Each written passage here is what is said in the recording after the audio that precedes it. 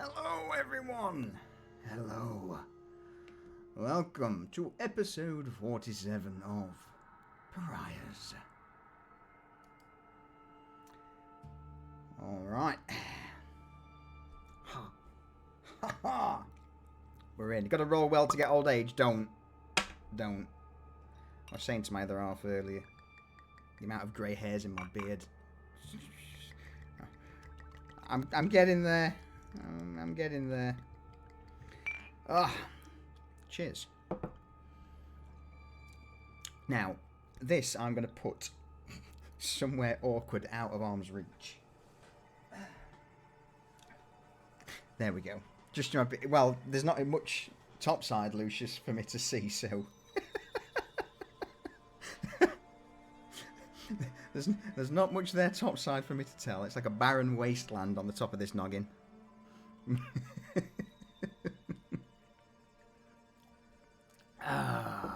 Son of a bitch. I mean, I was thinking further south. I mean, I'm not going to say that on stream because that's a record for all time. Yeah. Okay. Nearly got him, boys. Nearly got him. Mission failed. We'll get him next time. How are we all? Still alive. I'm in my element. Good. I mean, it was an entertaining conversation beforehand. Let's put it that way. Mythic, hello. How are you, buddy? How are you? Cheers. I've finally got some ice balls at last. So that's going to water it down a little bit. Yeah. Rather than just drinking it a huge glass straight like last night. I mean, I'm on my second, so... Fucking hell. You're thrashing me for once. Ice, we'll get the heating on. Oh, very funny. God damn it. I'm about to get my legs on stream, but we're not in hot tub, so... Yeah. Yeah. We still need to do D&D in a hot tub. I'm too hairy for that. No. I don't know if anybody wants Whoa. to see that. Three with grizzlies me. in the bathtub. To everyone's surprise, viewership shot up drastically. Since Callie's not on here, we can just say that she will do it. We'll volunteer her. Voluntold. Yeah. Yeah. Yeah. So yes, as everyone can probably tell, there is... Oh, she's listening shit. Fuck's sake, does. We are indeed missing Teresa today. But I'm sure we'll find out why in the recap. And I believe she told us at the end of last session that she would be indisposed. So with that, Cypher, do you want to do your voluntold job? I do not, but I gotta do it every week. All right. So last time on Pariahs, Rias. I like it. Do continue. Yeah. Okay. Is that a thing now? Is it? Okay. Weird. So we started off. Well, Garrett started off just being Garrett. Honestly, he was like, "Yeah, I'm just gonna make a planter for some plants." And Solution was like, "Yeah, roll for it." And he's like, "Yeah." So it's artisanal planters with engraving. They're about 50 foot long, and they're beautiful because that's how Garrett rolls, apparently. I then proceeded to make the good, you know, the good green, i.e. thyme and other herbs. Ginger, maybe. I don't know. What did you grow, Garrett? It's Just super laughing. various mixed herbs, spices, just the random stuff that Francis brought back to the folly. Aided with a little bit of Druidcraft. Magic herbs. Magic We get herbs. Just wait till we get mushrooms. We get some magic mushrooms growing. For fuck's sake. Magic. So that happened. And Francis was beside himself. He was fucking could barely form sentences. More so than usual. yeah, for a different reason this time. So that was amusing, and then we had Vanya with her latest disciple. What's his name, Vanya? Bell? Be- Bill? Bill? Bill? I'm gonna start calling him B. I like how you had it and then you lost it. Well, his name originally was a lot longer than that, and then you shortened it, and so now you're shortening it again just to the first initial. Listen, you What a know, Vanya is all about efficiency, and His name was Robert Paulson.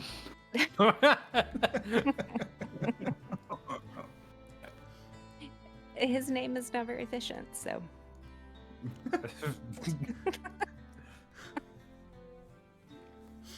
I haven't even started drinking yet. Yeah, bless him. But yeah, she introduced her newest disciple to her cult. Hashtag not a cult, the Crimson Cross. And then there was a inspirational quote off. I do recall lasted a good 10 minutes. I thought it was never going to end. Was it really that long? Yeah, it went on for That's fucking it? ages. You guys must have did like a dozen quotes each, backwards and forwards. It was inspirational. I'll tell you what. I feel like we might need to do that every session now. No, absolutely fucking not. I vote yes. Desmond, you have something you wish to add there?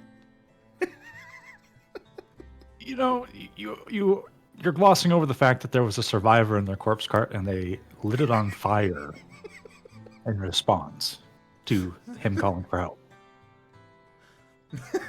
It would just lighten up his day. Oh, fucking hell. Welcome to Nova Stoya. Yeah. Cheers, Scott. I appreciate that. Yeah, so they casually murdered somebody, and then they all signed away their lives unwittingly. No, they were willing. They have to be willing. They were willing. They were unwitting as to what was happening, though. I thought you said willing. I was like, no, let's get the story straight for it to work effectively. Like, yo, dog. I may be a slime ball, but I'm not that much of one. But yeah, so now she has a gathering of Crimson Cross aficionado. I don't. Acolytes, disciples. That's either or. better. Either or. Happy healers. I'm on fire! Yay! I mean, as long as they're happy, right? Yeah, yeah. So yeah, they're down in the piker right now, handing out the healing words and the healing drinks that will make you shit yourself, maybe kill you. And as an added bonus and service, clearing out the deceased. Yeah. Call that 2 birds, 1 stone, people. 2 birds, 1 stone. Yeah. Yeah. And then we went to go see Rurik. Well, we went to Killian first, and then took him to Rurik. He was not on board with this, but we were like, "Shut up and do what you're told." And he was like, "I mean, that's fair enough, I guess." Yeah. Yeah. And we were talking to Rurik about, like, well, the other lady chick wants to meet up. And we were like, yeah, you meet up. And he was like, nah, I don't fancy that. I'm like, well, don't worry about it. Reza will figure something out.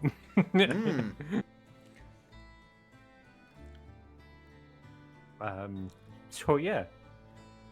But we did have, well, Desmond had this nagging loose end that he was kind of like, I kind of want to chase this up. So we did. And fucking an hour before the end of the session, jumped into both feet into fucking endless revelations. We're like, what the fuck? As we went to a hidey hole that was defended by magic, we disarmed the trap, much to the owners And the DMs. and the DMs. Like, he's like, oh well, fuck me, I guess.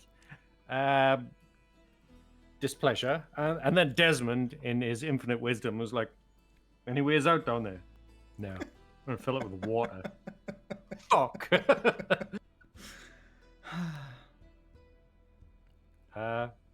Yeah.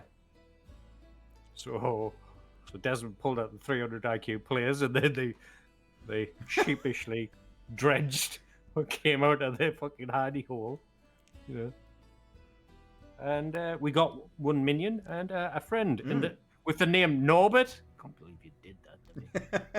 What the fuck am I gonna name a pet now? This is bullshit. That's the whole point. Get creative. You're right. No, okay, get creative. Norbert is now the pet. I like it.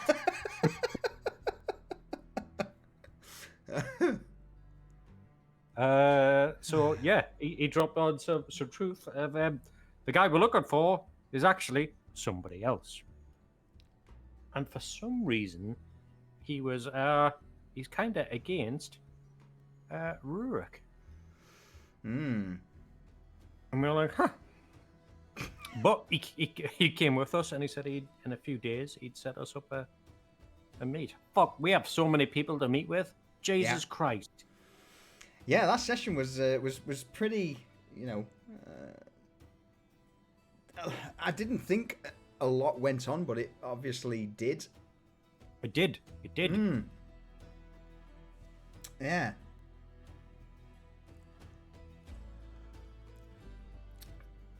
Oh, can I just say I'm really enjoying the bot. I don't know, like, yeah, sometimes he's really off though. You're like, ooh. what's wrong with you, Cacophony? Somebody hurt you. So yeah, with that, anything else you wish to add? No, I believe we ended with everybody heading back to the bottom. Everyone bar from Reza. Oh yeah, sorry, yeah. No, don't apologise, mate. But you already covered that, so... Absolutely, yeah. So basically, Reza is currently indisposed. She is heading up a heading up a project in the Piker district. I'm not going to reveal anything now. That's Reza's homework for next session as to what she's been up to. Tune in next week and find out, suckers. Yeah. So yes, so for the moment, Reza is elsewhere, doing Reza things. Stuff. Already done, mate. Fuck off. Get off. Go on, Cypher. You just said doing Reza things. I was like, was she sucking the fucking place dry? Tune in next week to find out. All right. Well, in that case, then, with that said and done, yes. Let's just... No, she's really not. There are no long rests.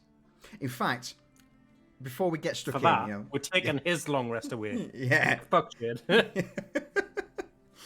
Push back a week. Callie actually mentioned earlier that she's still down hit dice from 12 sessions ago. Because there's not been any long rests. So I'm waiting to see how much I can push that. Anyway, we will pick up. Did you get back and short rest last time? Or were you just on your way back? You know what? It doesn't really matter. We'll say that unless there is anything pressing you all need or wish to do, you made it back to the Folly from the Piker district.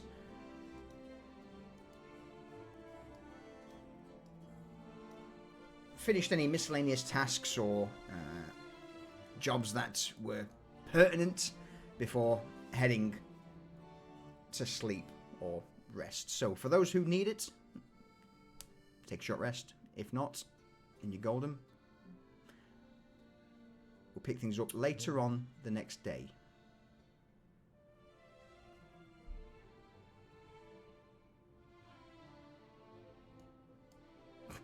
Vanya's like, no, short rest, just in case I need it.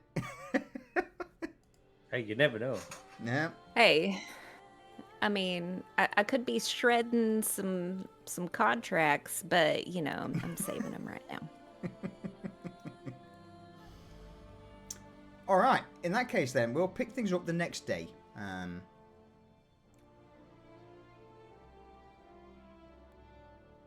Roughly. Would anyone have anything they wish to early in the morning? If not, there is a delivery that needs to be made later on in the afternoon, which I believe Desmond would be the one taking charge of. Oh, yeah.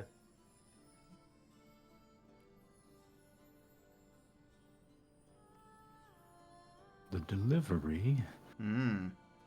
So, in that case, then, we will pick it up right there, since no one's got anything they wish to do off the bat.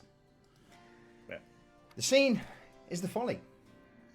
As the front door swings open, at this point, you know, there's a fair few customers who are now milling around the tavern, some buying drinks, others tucking into the gruel of the day with a freshly baked batch of crispy bread, white crispy bread. The vast majority of the punters have never seen bread this white, this crunchy, the odd texture, and they can't get enough of it. It's going down an absolute storm. But with that, entering the tavern is the form of Falco, followed by you, Desmond. Falco turns as he steps in. Alright, well, that's, I wasn't expecting them to get back all in one piece, to be honest. It is rather surprising. Aye. Especially given what they were saying about things, from what I gathered. Falco slowly nods. Alright, well, look. It might not be a bad idea to actually, you know, go and make sure that what they've got is what we need. Do you know exactly what it is that we need? Just the batch. I have an idea. That and other minerals, but I can go have a look at it. All right. In that case, then, do you still want me to double check, or are you good on your own? And just let me know later. I'll go have a look at it, Falco. I know that you have things to do. Aye, that I do. I've actually got a source. So, fucking, I did a little bit of a stock take earlier, looking through, you know, what we've got in the warehouse, and we're getting a bit low on a few odds and ends. So, quick question: is Garrett in a good mood? Well, he's not in a foul mood, as far as I'm aware. As far as good moods go, they're very fleeting, so you're not likely to catch him one of those ever. Alright, I'll go and find him and see if I can pry some coin out of his hand to put the storehouse in a bit of a better viewing. Wish me luck. I'm sure you'll be fine. You're indispensable, after all. Oh. Well, if that's the case, Falco puffs his chest up a little bit, grins, and sets off to start scouring the Folly, the bunkhouse, and the storehouse for Garrett. Meanwhile, Desmond, you are left to your own devices. What do you do? Does Desmond have the letter that from the people who returned? Absolutely. You were handed a letter by a relatively large half-orc by the name of Shax. That was brought back from a couple of bandits that were brought low guarding the entrance of the mine. And I vaguely recall hearing people talk about like a rough idea of what they saw. So Desmond is going to look at this paper, gathering that there was a monster of some kind. He's interested. So one, he's gonna go to where the cart was wheeled in to check it over to see if there's something there that's actually usable. And then he has his own intention, which is he's hearing that there's an unspeakable horror there, which is exactly the kind of thing he's interested in. So he's going to be sifting through to find like As like you make your way cards or something. as you make your way through the folly into the kitchen out the back door, you see this two-wheeled cart that's been left somewhat covered so that it wouldn't draw too much suspicion. You peel back the tarp and glance over it. What is it? What is it that you see? Well, the way that I would sum it up is it's probably looks like a mass of rubbery flesh, stones, bone, just an amalgamation of anything that like this. Almost like if you were to take a really large tree's like roots that go into the ground like that and just have it be all organic, which trees are, but less like wood and more like flesh and like something like an organism that just creeps across things and absorbs things and pulls them into itself, like a kind of like a cross between a shambling mound and a like a giant amoeba. That's how Desmond's thinking. So I'm thinking of it, and Desmond's probably looking at this. So it probably smells like those things because he's had some experience with them. Absolutely. It's not the most pleasant of aromas that assail you as you pull back the tarp. Lovely. There's a pool of fresh, red, viscous, mucus-like fluid that's pulled around the bottom of the cart. That's due to the somewhat rough butchery of it, but other than that, it's basically a pile of meat in the back of a wagon. Desmond's going to take one of the chunks and kind of squeeze it out on the ground. And just go into the kitchen really quick and like light one of the small timbers from the kitchen and just toss into the pool to see if it like combusts. Francis is pushed aside. So you're throwing this meat into what, boiling water or? Well, he squeezed, like he has a piece of it on the ground outside. Okay. He's not putting it into Francis's pot or anything like that. He's taking he needs fire on the go, and Francis is cooking, so there's going to be coals or something. Yeah, so he's going to just transport some flame to a small bit of the stuff, and he just wants to light up a little bit, see if it combusts. It does. Not so much in an explosive manner, but as you bring the fire, this perhaps a burning log that Francis uses from the central stove, you put it close to the tentacle or this slab of meat and it begins to crackle, boil, burst.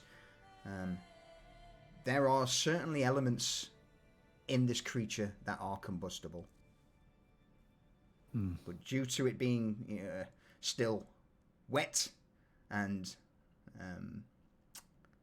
organic,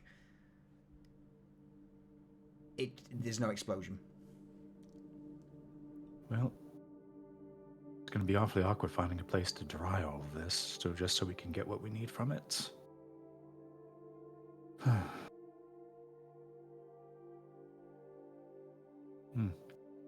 And Desmond's going to take his loose dagger and he's going to get up into the cart and start trying to cut through to find like the core of this creature that is supposed to be in there.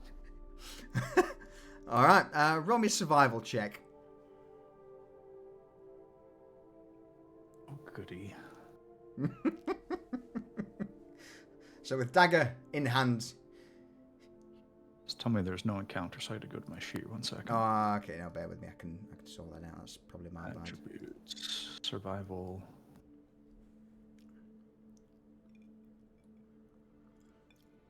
An 11. So, with knife in hand, you begin to carve into this mound of fleshy, tumoured mass in front of you on the back of the cart. And whilst it does take a while, just, again, due to the sheer amount that's been brought back, you do eventually hit a rather solid object. And you begin to cut the flesh around it and extract it. It seems to be coal that's been brought into the center of this creature, solidified, but there are a few cracks that as you peer through you can see almost brain-like material beneath it. Desmond's going to try to crack it open, like wiggle into the cracks with the dagger, just pry it apart, kind of like. I'm kind of picturing this as being like a really weird pomegranate with like a coal exterior. Yeah. Like it's... Yeah, exactly. Is anyone else in the vicinity of this, or have you all left him to his own devices? Desmond's an adult, leave him to his own devices. All right. You say that. All right, as you crack this hard coal-like outer shell, you're left with a ball of probably, I would say, about 4 to 5 inches in diameter. It doesn't pulsate or move, wiggle. It seems that all life has left whatever this creature was just down, more than likely to the sheer butchery and blood loss, but yeah, you're left with a 5-foot diameter orb of what appears to be congealed brain matter. You said 5 inches, right? 5 foot, god damn it, that's huge. 5 inches, yes. Yeah, I just wanted to make sure. I was like, oh, goddamn. 5 feet, oh. No, 5 inches, my bad. All right, so he's going to put the little pile of coal off to the one side. So it looks like this thing does have things. It's just going to be a lot of processing it. Mm-hmm. Yes, as you were cutting through the mass, you do end up picking out all types of matter. There's a few gemstones that have been absorbed into it, a vast amount of coal, pieces of flint, along with the I wouldn't say a stomach as such, but there are parts of this mass that have got capsules of a rather deep blackish red liquid. Roll me a nature check.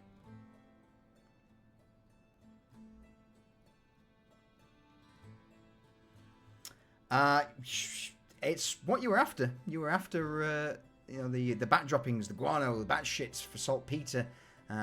And you have it. It's just mixed in with God knows what else. Okay. So Desmond's going to take the time, if this overlaps with anyone else is doing, this is what he's doing out there. He's going to try to find all these pockets of stuff and just set them aside so that maybe someone who knows more about what they're doing can potentially process it. Mm-hmm. And he's going to put all the fleshy refuse like further back in the cart. And while he's doing that, he's going to keep looking at the kitchen door like every little bit to make sure that Francis isn't come out and trying to take it like it's something he can cook. It's funny you should say that, because I was just hovering over this as the back door opens up. Francis pokes his head out, his eyes that usually can't be seen beneath the somewhat sagging brow go wide, and you just hear, that's a lot, mate. Are you done with that? Francis, it's corrupted. It's not. You will poison yourself and others, and someone will die if you eat. No. Are you a chef? Huh? Are you a chef? I mean, I can do something with that. Francis, come. He's still standing in the back of the wagon. Yeah. He's going to take a little bit of it and just hold out and say, Francis, come here. Just come and smell this. Come and smell this. Francis steps up. His large, bulbous nose comes within an inch of your hand. I mean, that's a bit pungent. It's a bit pungent. It's also just foul. It has refuse in it. Oh, yeah, those little fuckers in there won't understand. You know, there's a bit of rat droppings getting, the odd pie every now and again, but let me have a lick. He just keeps hovering it right there in front of him. Francis dips his tongue out and takes a lick.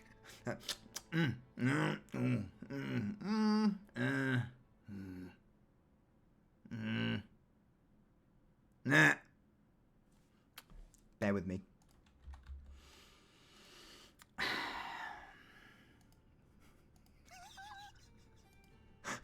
Roll Constitution.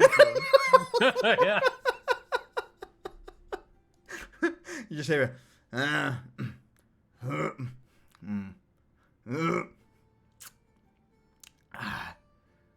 No, you can keep that. That's pretty bad. I thought not. Francis, some things cannot be salvaged even by someone who is the most proficient of chefs. All right? The snail, I admit, I doubted, but you proved me wrong. This, there's no point trying. Yeah, I mean, I do like shit. I dung. So, Precisely. And while Francis is there, he's going to toss that back, and he's going to get that sphere, and he's just going to start pushing his mouth. Like, have you ever seen Critters? Yeah. Like, he's just going to start trying to like swallow this thing like a snake. Oh, God. In front of Francis. He crosses his arms, raises a brow as you're doing this. I mean... Yeah. You don't want me to cook that first, Desmond? What? No. Look, hang on. If you're doing it, yep. If you're doing it. And then he starts shaking his head. As you're doing this, Francis sees and almost like a challenge accepts and takes a large chunk of of the flesh in hand, squeezes it a little bit. No, I mean, if you're doing it, then bottoms up, I guess. Yep.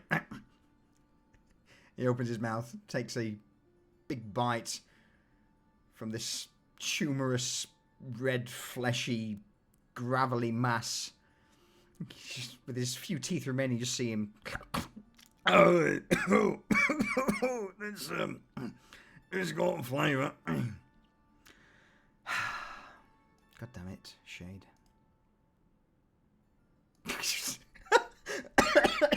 And with a big swallow. Oh. No, Desmond needs cooking. Francis, you are the only... Actually, he can't speak well right now. So just like... Yeah. Yep. Oh! What happens as you down this massive brain-looking tissue, Desmond? Well, he's just basically just shaking his head and sees Francis do this. And he's just... Once he's done choking this down, Francis, you're the only person, except for maybe Cypher, that I've seen eat anything half as foul as I do. You'll see Francis there chewing away with his few remaining teeth. Yeah. Yeah. I don't understand it. It's not good. It's not good. No, it's not. You know, definitely not for flavor. But maybe thinking about though that maybe there's nutrients or something in there. Quite a bit. Yeah. I mean, there's a lot of nutrients and shit, and that tastes like shit. Well, we can't very well sell that at the Folly. I'll get rid of this. Yeah.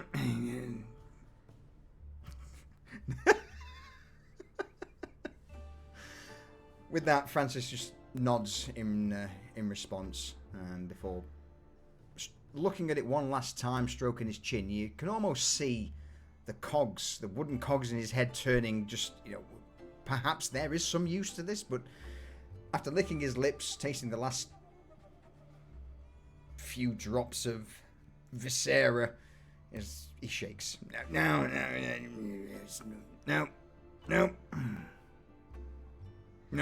too gravelly. Too gravelly.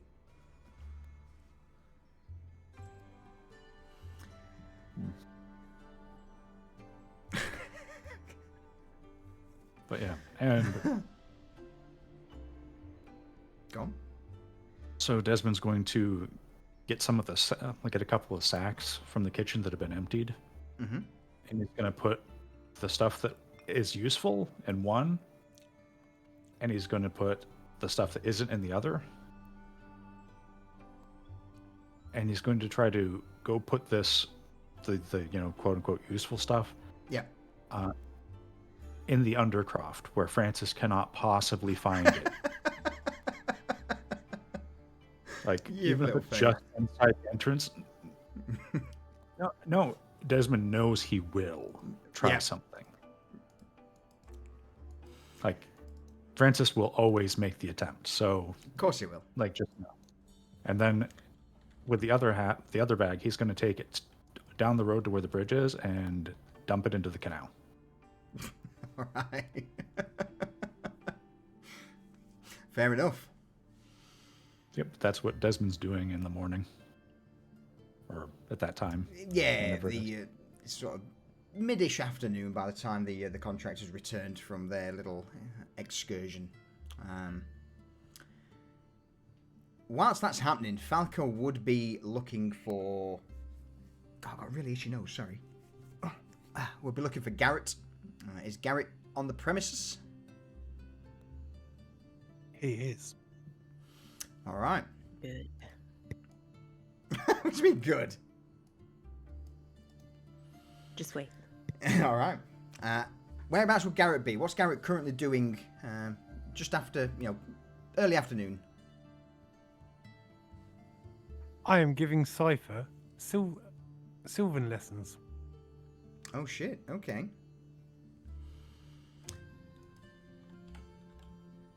As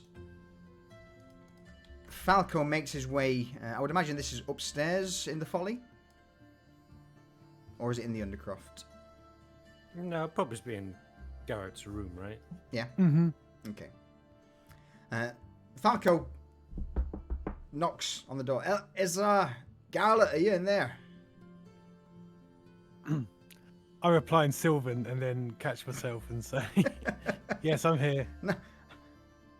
No, I don't speak whatever the fuck. I like. And you hear the handle open as Falco steps inside. Oh, Safer, Garlet. Just a quick one Cypher for you both. Cypher greets him in Sylvan. No. Right. Yes. Is the answer to that question. Am I right? Yeah. Well done. With a bit of a confused expression, Falco heads over towards Garrett's desk and lays a single scroll. Something you should probably look at, boss. brought in by the contractors earlier.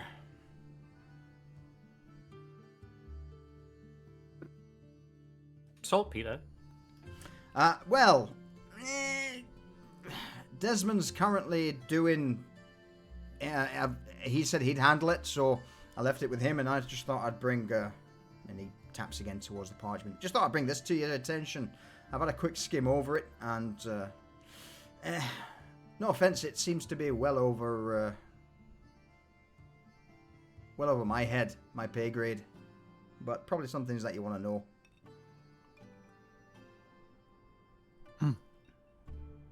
Thank you. I'll read it in a second. All right.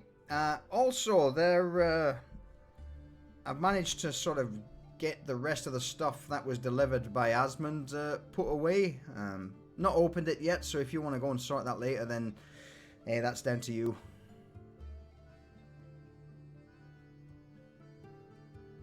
Excellent. Is it in the storehouse? It's the far end. You know that sort of empty space we had that used to hold the wagons and, well, we moved them out and got rid of them. So I basically put all the stuff there.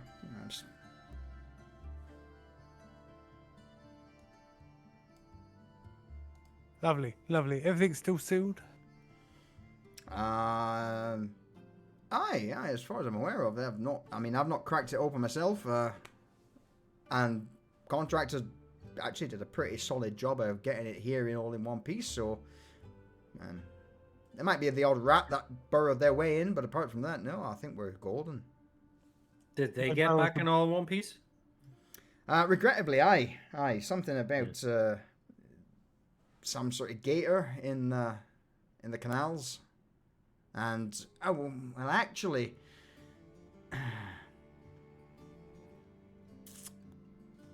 There was a bit of an issue. Supposedly they were ambushed by archers on the rise, and some people trying to board the fucking barge that they were on. Only people that I can think of in that area is what was it? Was they ruffian type? Scarn, I believe. If our documents are correct, anyway. That's the only name we've got.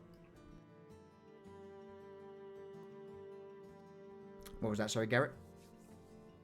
Is that the Dragonborn? It's been a while since I looked over my notes. Aye.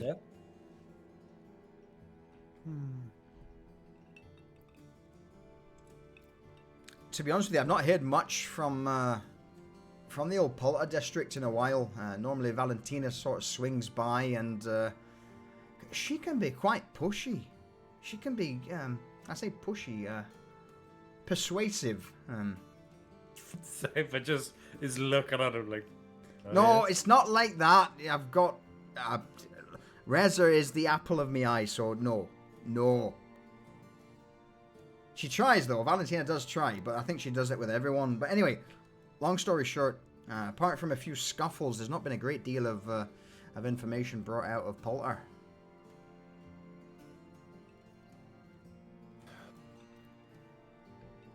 Yes, so attention's been on Piker for some time. And now this other group in Momstown. There's just not enough dark hours in the day.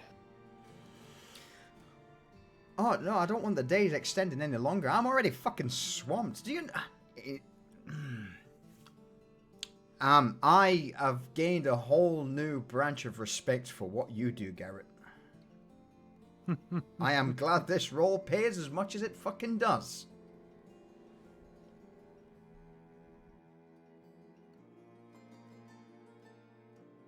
Yes. Just make sure it doesn't age you before your time.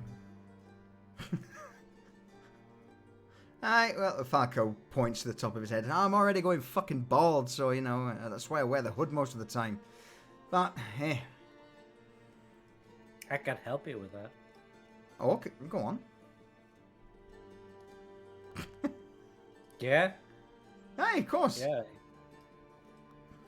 I mean, we extend your life, you know? Stop the aging process, as it were. Are you interested? Falco flashes a dubious look towards you, Cypher. Cypher has his most untrustworthy smile on his face. Yeah, no. I'll not just yet. Give me a few years and maybe I'll have this chat with you. But at the minute, no. Appreciate the offer though. Shame.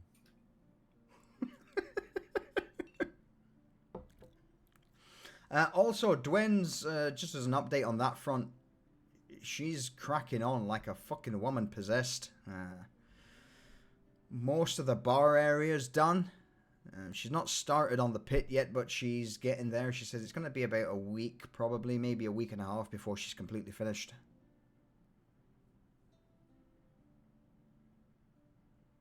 That woman is a marvel. I wouldn't like to get on the bad side of her. Fucking hell.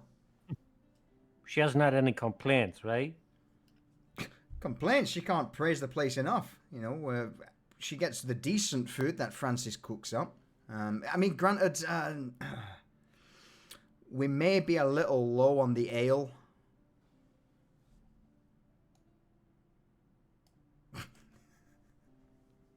That's fine. The price she's charging me for this work is more than making up for the cost of ale. Well, funnily enough, since we're on the topic of coin and such, there are a few things that I've done a little bit of an inventory recently, and I could do with a bit of coin to do some shopping to, you know, stock the storehouse up if you don't mind. You know, if you didn't overpay people, you'd have the coin.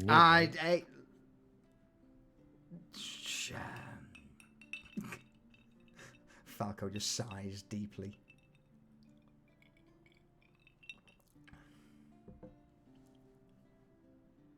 It feels like all I'm doing these days is paying people. Money doesn't seem to be coming in the other way. I mean, I only need about 35, 7 silver.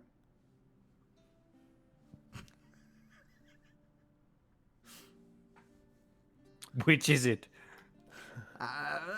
Let's go with a round number of about 45. Aye.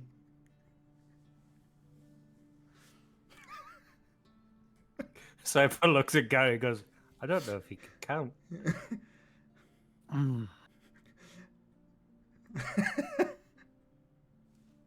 I am beyond words. I'm going to have to do something I never intended to do.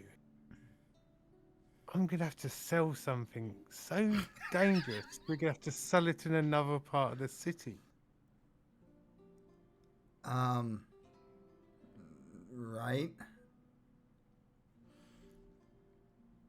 You gonna sell Vanya?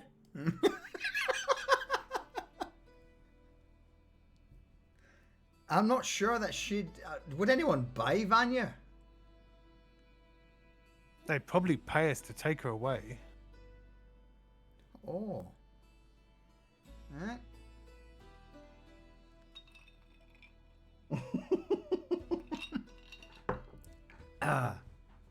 Antonio. But Antonio doesn't want Vanya. He wants Gertrude.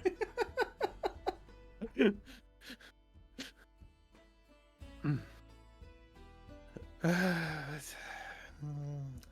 then Garrett opens his desk and rootles around. Pulls out a bag of silver and tosses it to Falco. Falco clumsily catches it. Is there anything that that you need or want fetching from Market Row while I'm there? I've got a few of the lads to help with the wagon to carry it. Where is it now? Where's what? The cart I mean, we've got quite a few now. Dwen's been burning through the wood, so we've got 2 empty carts out front. So I'm just going to be taking one of them. Oh, okay. This is going to sound like a crazy ask, but if on your travels you see rotten woods and mouldy straw,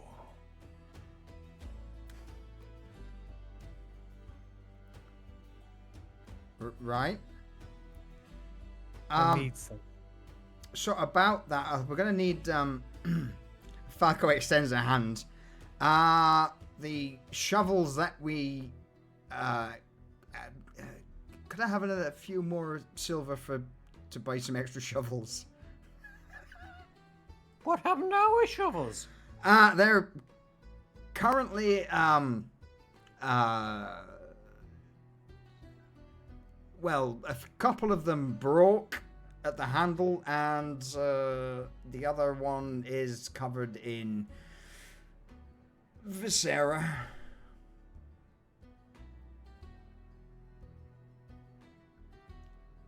We'll get Vanya to clean that one. Yeah, I'm She not loves sure clean where things. Vanya is, actually. I've not seen her yet. Anyway, we're going to need to buy a few more extras for shovels, pickaxes, just maybe a few saws, general tools.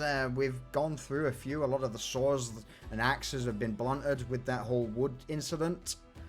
Shovels, one of them's came back in, again, not good nick. Another one's covered in shit.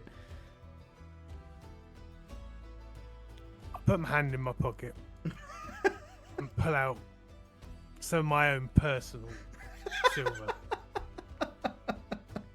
and drop it into Falco's hand. Is like, and Falco, anything else? Maybe you'd like some of my blood, perhaps. You know, some of my. No, I mean, I wouldn't mind a little sip of that pretty expensive bottle that you've had hidden around, but no, apart from that, I think that we should be all right. That should be fine.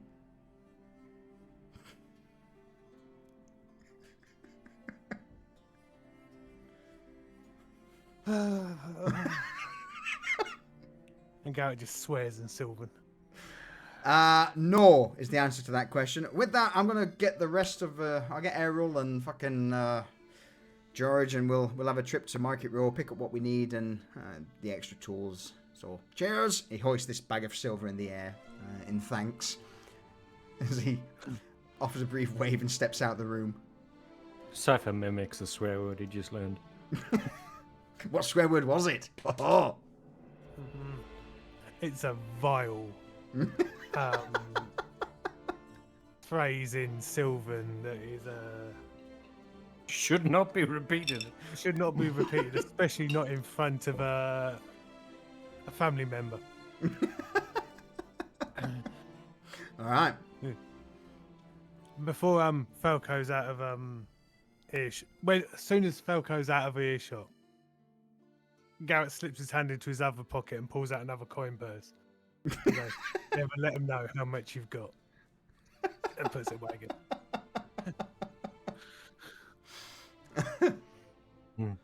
Smart. And if I hear you repeat that word again, there'll be trouble. Okay?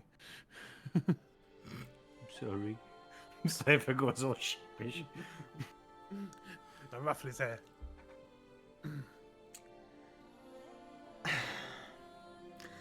At this point, with Falco, George, and Errol out of the equation, making a bit of a store / shopping spree run, I know you've all got things you want to do.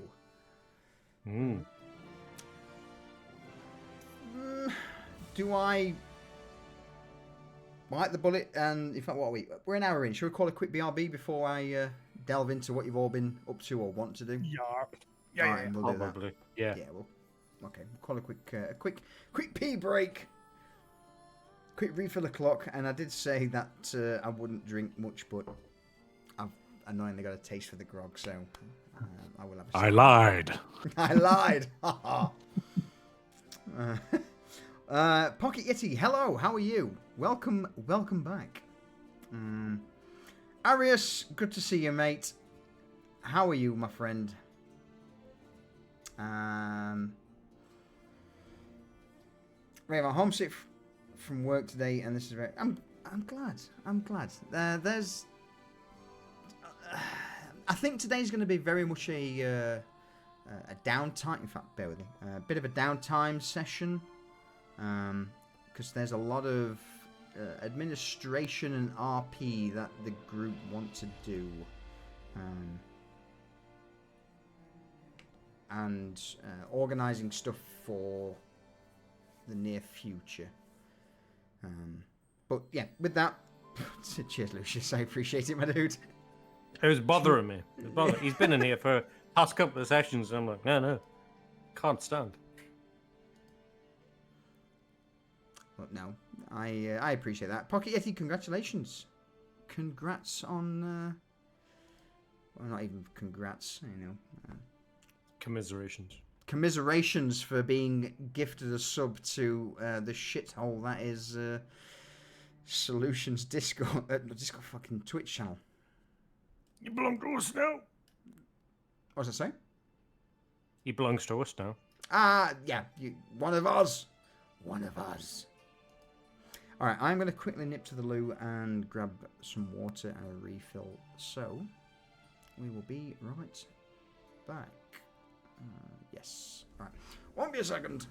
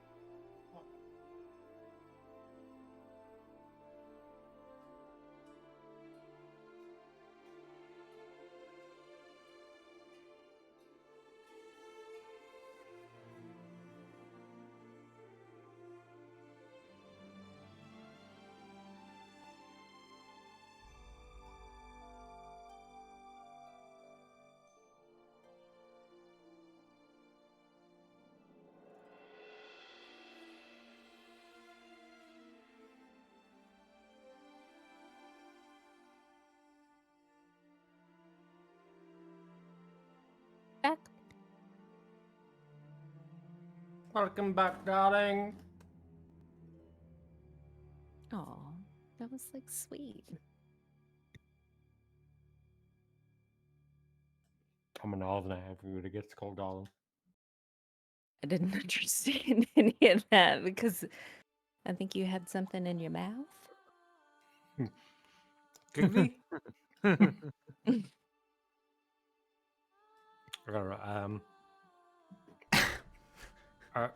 Can you use English? Crispy. A cornflake crispy. Yeah, mate. Would that be like a Rice Krispies treat over here? Like made of marshmallow? Made of cornflakes, probably. Yeah, same principle, but with cornflakes instead of Rice Krispies. Oh. Nice. Not gonna lie, I heard conflict crispy. I was like, what the fuck is that? It Like- makes like- you angry. Like Yeah. conflict diamonds? Like is this some kind of like African treat that you've? It's like no, okay, no, I just No, knew that's something. when it's the last one and you have to fight over it. Rayvon, you've been going back and watching the Black Mark. So, annoyingly with the Black Mark, there's a lot of sessions that weren't uploaded to YouTube because I was shit. I'll be honest. I during that time, the Black Mark was our first campaign. I wasn't as on point with keeping it updated as I am these days. So there is a bit of a stint where there won't be a great, a bit of a time skip. But yeah, A bit. things have gone. I remember having to fill in that gap. It's fucking bullshit. There's like 8 episodes missing. Yeah. All in really important areas as well. It was. So what was that, Vanya? I sometimes miss Hazel and Garvash. The love story that was never meant to be. Mm-hmm. I don't know. Never wanted, but was forced. I don't know. Hazel, Unrequited. you will be missed. Let's eat shrooms and go flying together. I'll wear my duck panties. You what, bunnies? Do you not remember my duck panties? I have honestly tried my best to forget it. Sometimes you just gotta purge shit from your memory. Yes. Oh, you're welcome. I hope like later on in the night, like it just kind of like comes to you that session. It was the shame session. How do you forget the shame right. session? Yeah. Yeah, I know what you're talking about. Welcome back, everyone.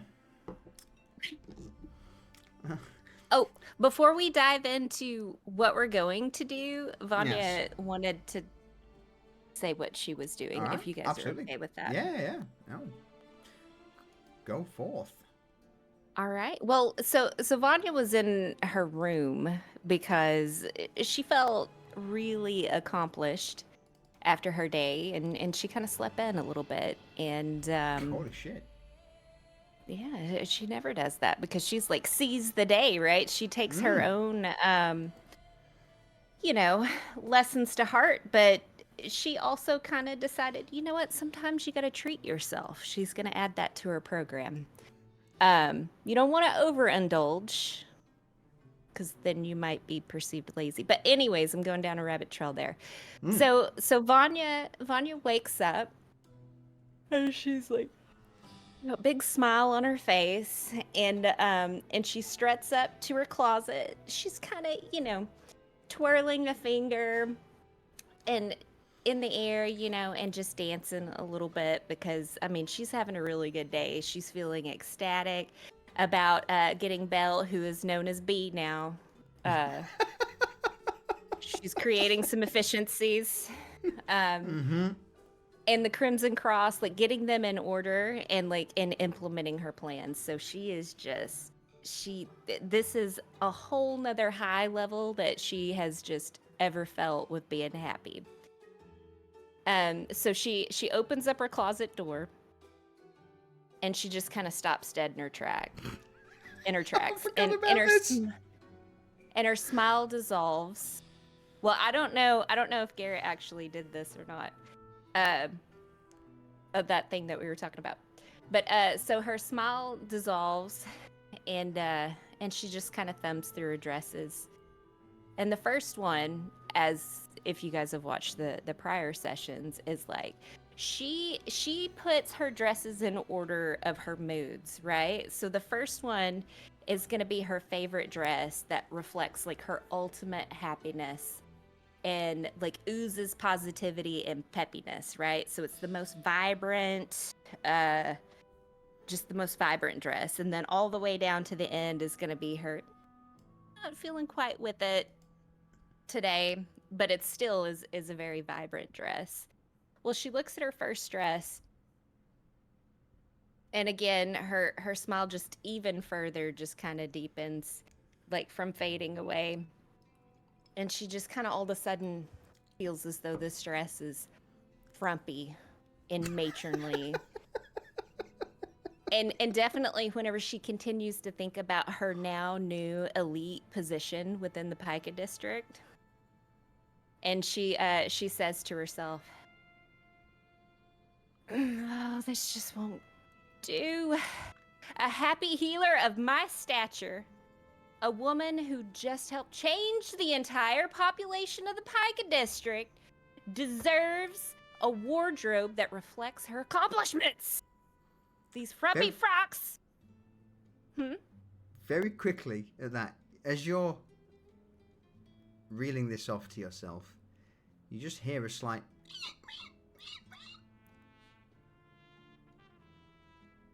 and at the bottom at the bottom of the wardrobe there seems to be a small hole that's been chewed through the wall and the wood of the wardrobe, and peering up at you from the floor are two black beady eyes.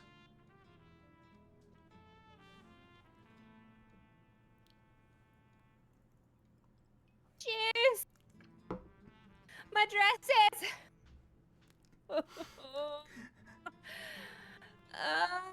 Garrett! Garrett! And so Vanya frantically goes to find Garrett and is just yelling his name until she finds him. Just down the corridor. As you step out of your room, you probably see Falco just departing Garrett's room. Garrett, over to you. Enter. She just kind of like slams the door open, and as she sees him, she holds up this dress and just kind of, it just like shows it to him in his face. And she says, she gestures towards it, like to the offending dress, and she's like, my current attire, Garrett, look at it. It's a disgrace as the Pika elite. I require a dress that screams, happy healer. A dress that says, move over, Ascidian Vale. Because I'm coming in hot for the takeover, and this dress has holes in it from those beady-eyed rats. It's at this moment where you just see, you probably all hear just heavy footsteps, and with the open door to Garrett's room, you just see Francis fly past. Doesn't say a word, doesn't even look in the room. He's gazing straight ahead. You just hear this before the sound of an opening door, and you little press now going now. Do continue, Vanya. Well, I Garrett- do believe your rat problem is soon to be over. I hope you can get it out there without getting blood on your other dresses. They're all ruined, Garrett. I need an entirely new wardrobe. Oh my God, Garrett! They touched it. Whether there are holes or blood, they have tainted my dresses. And plus, anyways, my wardrobe was not befitting of my accomplishments. And I feel as though I need something to reflect, you know, my current stature in the Pika district. Don't you agree?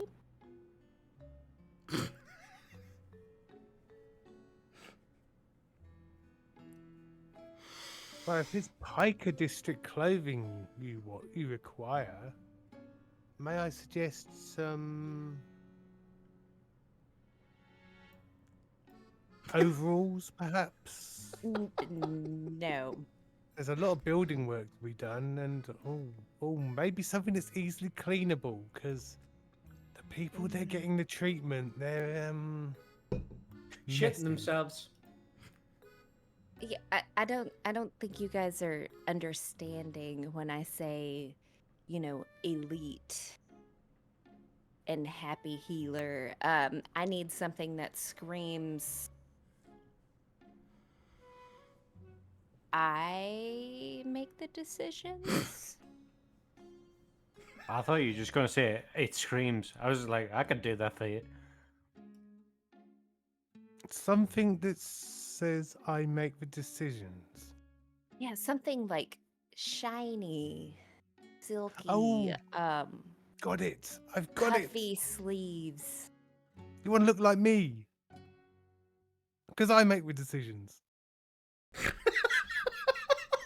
You need an entirely new wardrobe too, then. Do you have...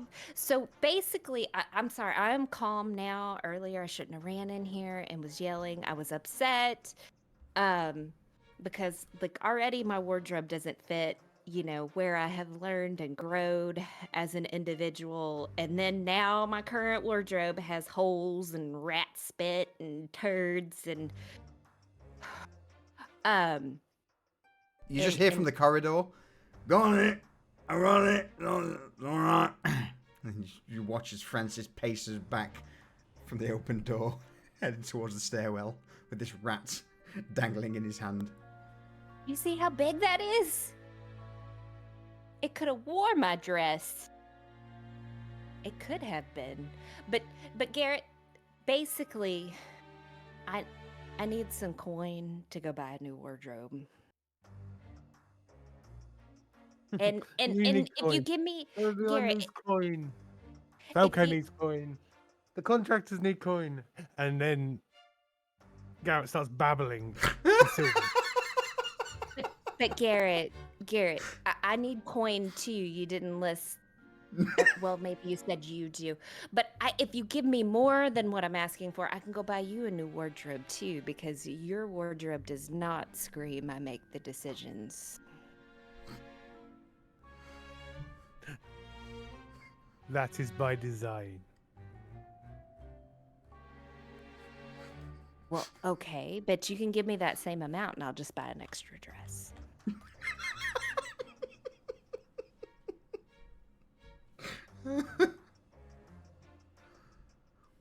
Okay, 2 dresses, Garrett. Two dresses, because I need, while I'm wearing one, the other one needs to be cleaned. I can't just have one dress for every single day. I need to cycle.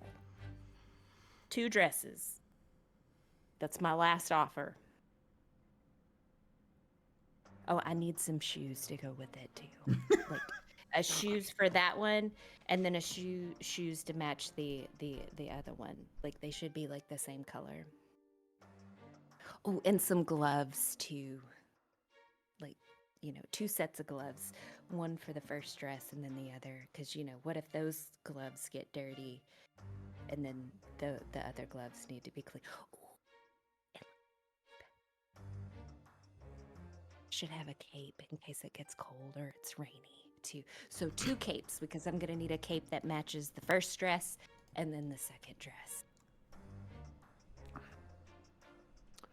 Why don't you get some jewelry as well? Maybe a little tiara. You know, that's a really good suggestion because I haven't really been accessorizing here lately, and I think that could really elevate, you know, that whole elite happy healer in the Pica district. And you wouldn't when you're getting dirty. Why not a horse-drawn carriage? With a nice comfy seat in the back. We do have a wagon now, don't we? So we could go. Are there horses around here? Where could we?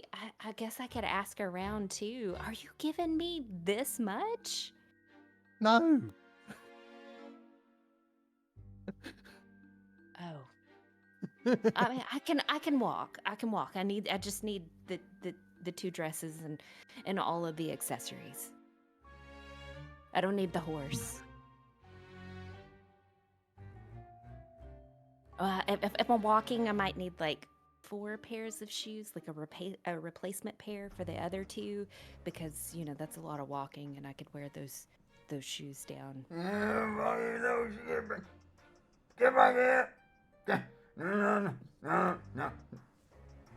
There's a loud clattering of pans being thrown around and loud voices from below you all. Various screams from the punters of the folly echo through the floorboards.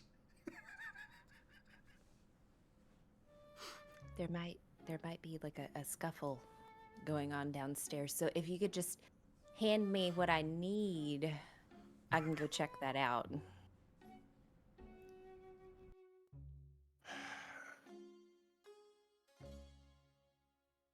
Have I asked you for anything like in the You last ask me for couple things every day. But this is a new request.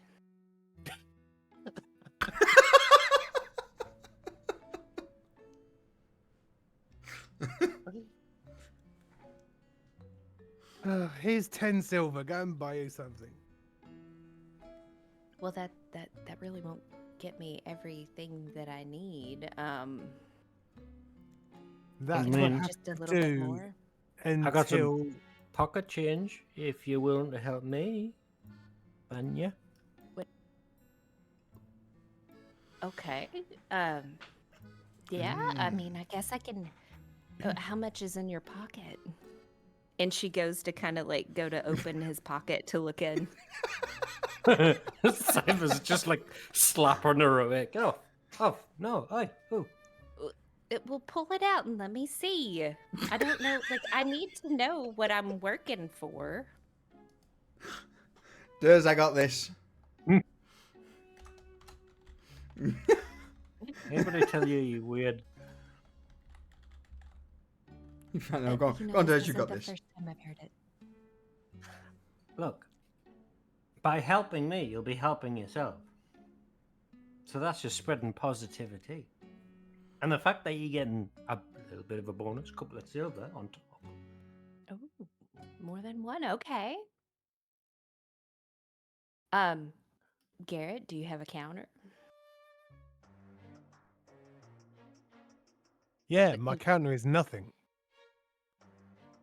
She'd already taken that silver from him. So there's no like job or additional silver that you can give me for doing things for you.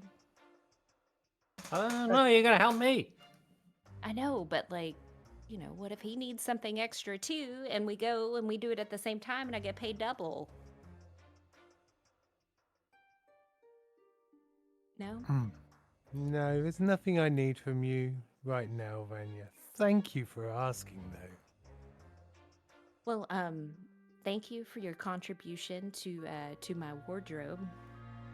It will be well used, well loved, and I think it'll create a lot more of a better, you know, positive atmosphere once I'm in this new garb. Cypher, let's go. What do you know about wind magic? Win magic. Like, so you win all the time? No, like controlling the air. Oh, I'm assuming it's probably just like, you know, when I control fire, right? Okay. Well, I'm gonna need that's very good. That's very good. Well, I'm gonna need you to go ask the coroner to help you figure it out, so you can help me with another project. How's that? I just have to go talk to him and then I get Yeah. paid. And learn as much as you can. Leave no stone unturned. Learn everything he knows about wind magic, so you can help me. And I shall give you 3 silver now. Another 3 silver when it's over.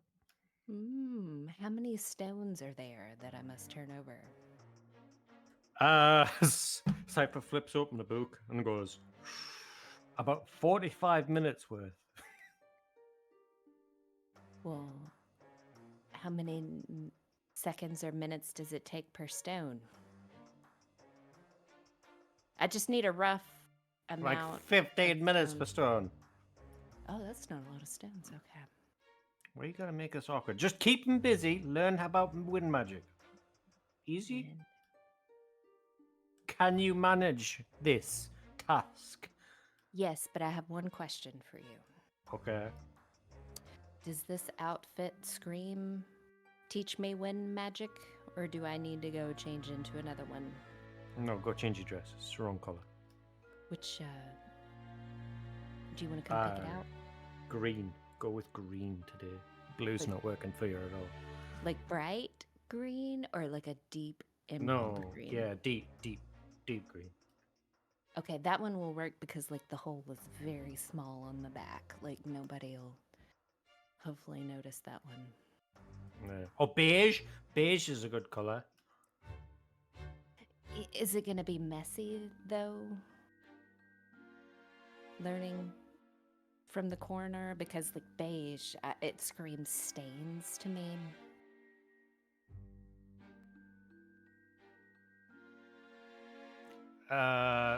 Just go with green then. Okay.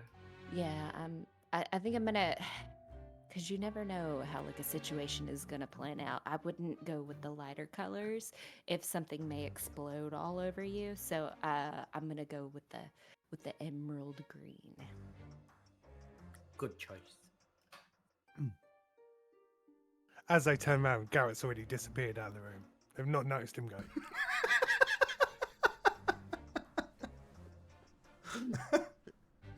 So he didn't throw him away. It's like it just wanders off. Wait, where's my 3 silver now? Oh yeah. Cypher just like flicks a 3 silver. Mm-hmm. And then Vanya's gonna saunter off to put the green dress on, and then to head out to the society. Huge rat hole in the arse of it. Enormous. Mahusive. Oh, dear me. Are you both going together, Cypher, Vanya, or are you going separately? Well, Cypher will be going when she goes, but I believe Garrett wants to go as All well. right. So, family outing. So with that,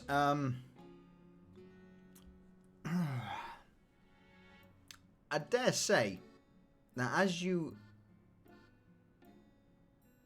make your way downstairs, you'd probably think to check on Desmond. You've not seen him for a while. Yeah, probably. So, what's the plan? Desmond, as this has been going on upstairs, what have you been up to? Has there been any immediate effects of you devouring this brain fleshy mass, or are you good? Well, that's one of those things that probably have a delayed effect, just because Desmond doesn't have like a proper digestive system. He doesn't have to eat; he just chooses to eat some things. So, like that'll probably be like a overnight kind of thing. But he had said about his tasks of running the refuse to the water because, well, they have to say dumpster crap in there anyways. Yeah. And he desperately did not want Francis to decide that he was going to try to make something out of it. Shame. After he's returned from that little errand, might be about now actually, he'd be looking for, people to let him know that, like, where the stuff is downstairs. All right, so in that case, then what we will say is, as Vanya, Cypher, and Garrett make their way into the folly, heading down the stone stairwell, Desmond, you step in either through the kitchen door or front door, allowing you all He's to gonna come reunite. Kitchen door. Yep. So Desmond will enter from the kitchen because he doesn't really go through the front door unless it's with other people.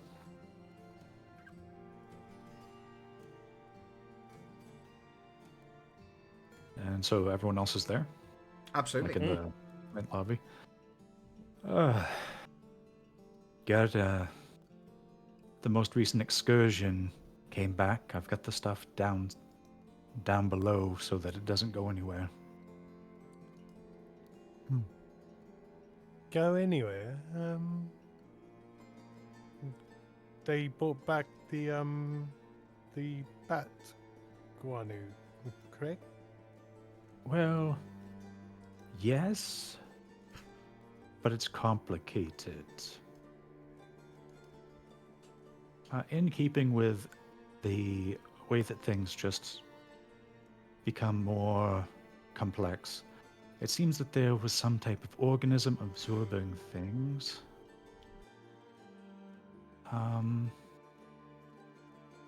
In And- the guano, Desmond?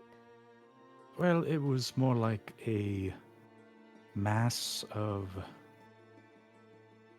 stuff, and it was just pulling things in, it appears. A bunch of the things we were looking for, and now they're all like mixed into fluids. We might need someone who knows a bit about alchemy or something to filter things to get what we want from it, or dry it or something, but I don't really know. I don't deal with that. I just butchered the thing. Do I need to add that to my list too, Cypher? No, stay on target. Oh, okay, I didn't know. Like wind magic, sucking things out of a black hole magic. Is it a black hole or ooze? Sucking things out of the ooze magic, Desmond? No? Okay. I don't know enough about magic. We learned that there were the Hooded Associates down in Marmstown, and this note, Desmond will reach his pocket and get the briefing from the mission. It seems that this creature was known about by those same folks, and the fact that they gather creatures, I feel like this might have been an experiment on their part, or something like that. Do we still got it? Well, the fleshy bits I've disposed of because I didn't want Francis to turn them into a stew or something. Smart. But If all they of it. just- Oh, go ahead. Yeah. Oh, Mhm. I was gonna say, if they're doing an experiment, was there any like, ledgers or notes? There was just a lot of meat in this letter. I don't really. I think there might be some names in there. I'll take a look, but something about the Hooded Associates. So they are causing. Granted, we wanted to use that space for more resources, and they've gone and fucked that. So they seem to be miring some of our efforts between what maybe. Well, I don't think I really have to go back too far, but it seems like they're just doing an awful lot of things in the name of experimentation and maybe causing problems for us indirectly. In your letter, is there any mention of maybe like a happy healer in there? Desmond's going to open the letter up, just kind of scroll through it real fast, just skim it. No.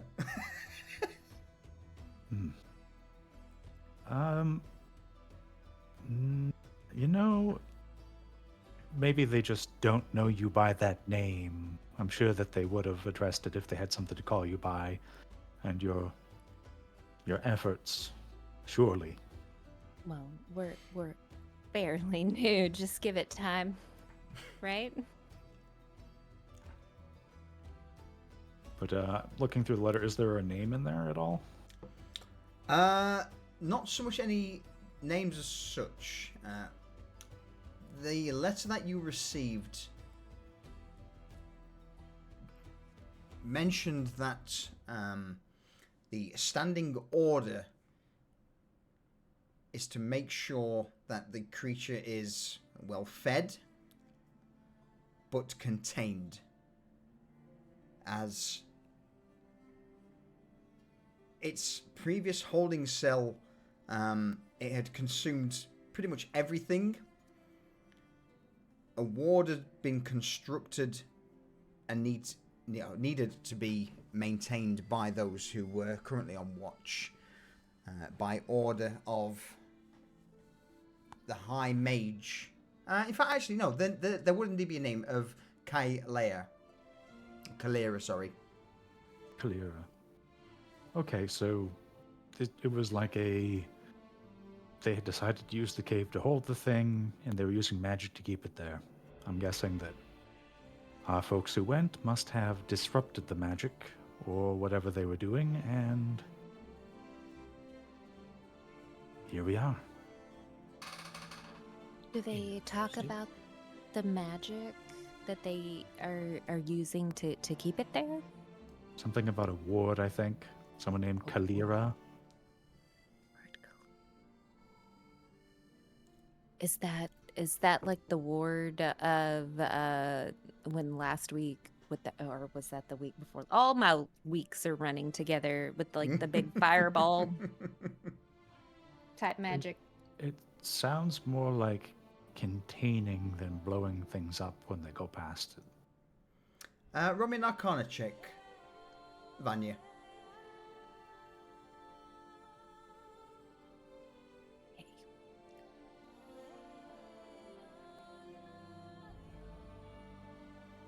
12. More than enough. Wards can be used in a multitude of ways, from either triggering traps or to throw up, to be the controlling factor of perhaps a barrier or an arcane wall. So yes, they're very, very similar in use. Wards can be used for pretty much anything and everything that you can imagine.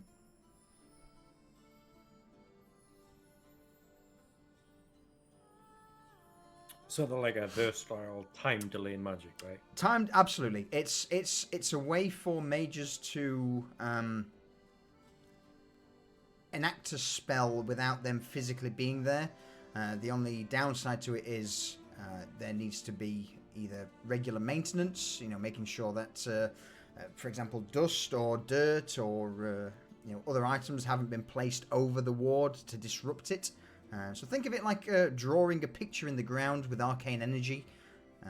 As long as it's not disrupted, it will continue to run that spell.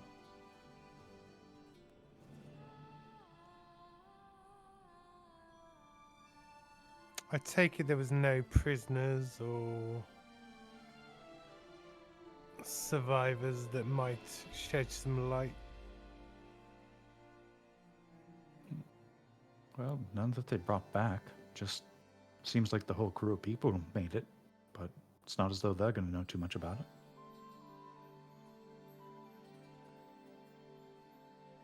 Yes.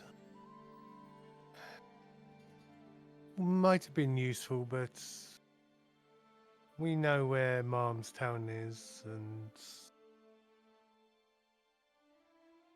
when we've got some time, we'll have to investigate. Yes, it says that the thing ate or consumed everything around it. That's interesting. So what happened to all the stuff that it ate? Is it still in it, or? Like, how I would put it is it's like in organs. Like it's in its stomachs, and I've cut its stomachs out. Aurelius Cypher gets excited and he's like, show me. All right. And Desmond will start going towards the kitchen down to the Undercroft with Cypher in tow. All right. Yep. And there's a brown burlap sack with a bunch of basically just guts in it that are rife with all kinds of colored fluids, and there's any of the minerals are loose in the bottom of the bag. Well, I can do this part. I can't do anything else with it.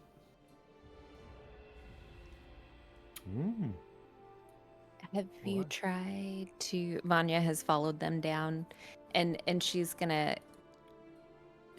cast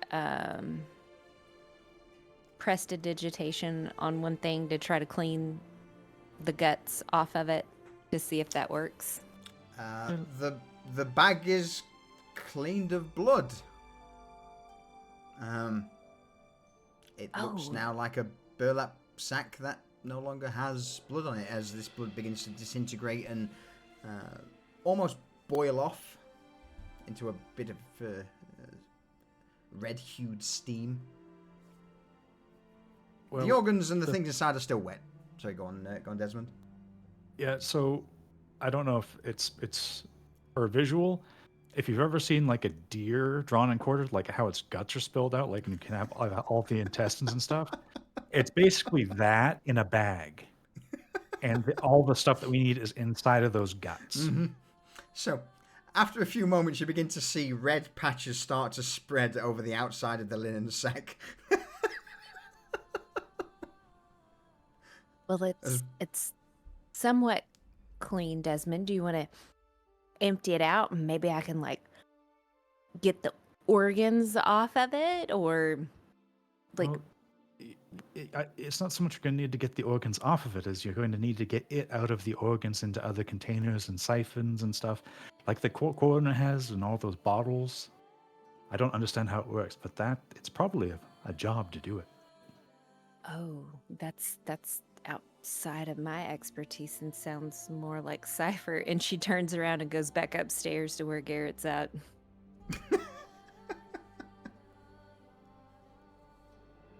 Cypher's already got his hand inside the organ with his tongue, his tongue hanging out one side of his mouth. He's like, Be careful, it tastes awful. oh, okay. Wait, what?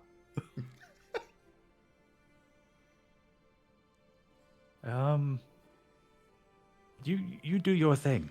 You're the expert here. Okay. Did you lick it? Not exactly, no. Did you eat a bit?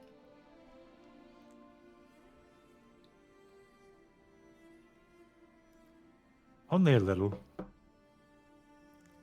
Okay. That's fun. It was just. It wasn't the stuff we needed. It was extra, and I thought, might as well. Oh, how do you feel? Cypher's like looking at him, looking at his eyes, pulling his mouth open. He's like, do you feel weird? No, it's. Thing is, I like to eat things a bit raw, so it might take a while for things to start kicking in or digesting. Oh, okay. Too early to tell. I get it. Okay. And Cypher pulls out a knife. All right, let's get this stuff out of here. And he just like cleanly slits a line and then empties the guts out of him. Timothy! Should we get like a bowl or something? Wait. Yeah, I'm here. And besides your Cypher, you would be the only person to be able, to see him. Desmond, you would see part of the dust from the floor just kick up. What can I do for you? It's can you pick pretty things up boring here? here. There's, What? I've got a job for you. all right, okay. What is it you want me to do, eh? Okay. You see this here? And he points to. I don't want to touch that. That's dirty. Oh, that's. Ew. Oh no. Oh no. Timothy, focus. You can't get dirty. You're shit. Oh yeah, that's a good point. I'm not. So what? I mean, I can look.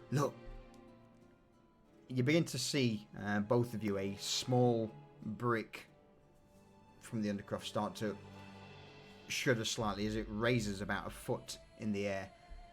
Cypher, you would see Timothy with his hands over the brick, lifting it up from the. I could do this now. Look, look at this. Look at this. I'm getting used to it. Very well done. Bring me a bowl.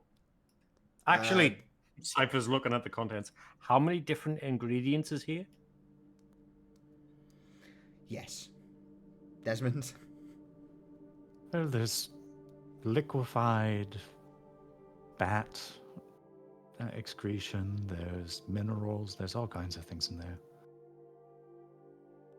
Like You can actually see chunks and most of the refuse, like the bat parts, have been removed already with the rest of it, but All right, they might still be useful though. Okay, the organic parts, I need you to dry out. But how do you want me to dry them out, you know? I mean, this is all pretty weird. Normally everything's in a bit of a haze and, a little bit tunnel vision-y, and I sort of got this feeling of euphoria, and at the minute, I can feel and see everything. That's great. Focus, Timothy! I mean, okay. Okay. The organic parts, and he gestures to the wet parts. It takes this giant piece of flesh. Again, it can't raise, even though he's picking it up, he can only raise it, it looks almost like, the strong men who pick up really heavy items. Just imagine a really weedy man picking up a small pound of flesh with both hands grunting against it. Yeah, I've got, so this bit, yeah. Yes. That bit, put on a drying rack, let it dry out. Where's the drying rack? Have we got any drying racks? What's the drying rack look like? It looks like something. And he grabs a hold of his soul with his bare hand. He just kind of drags him. This is the drying rack.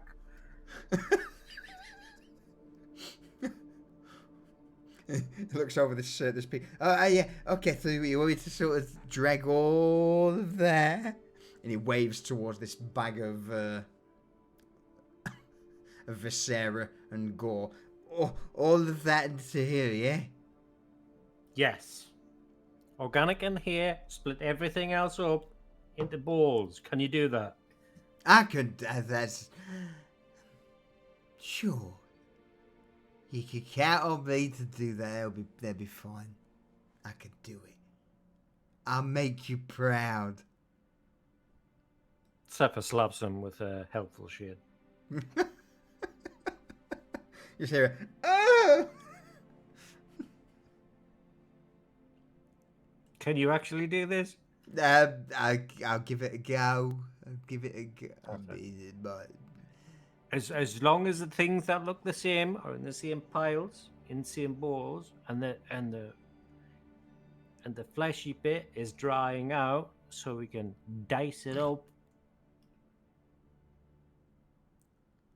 He just nods in response.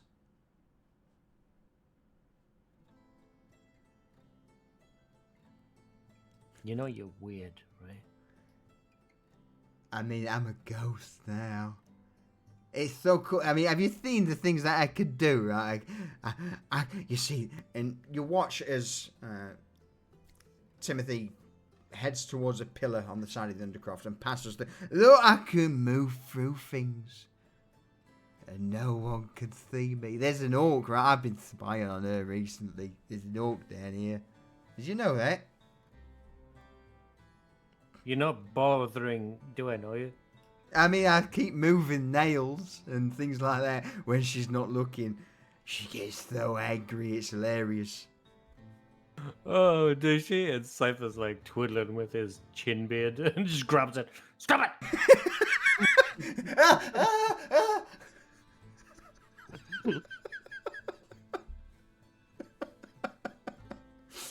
You're like a child. Okay? I mean, the world's opened up to me.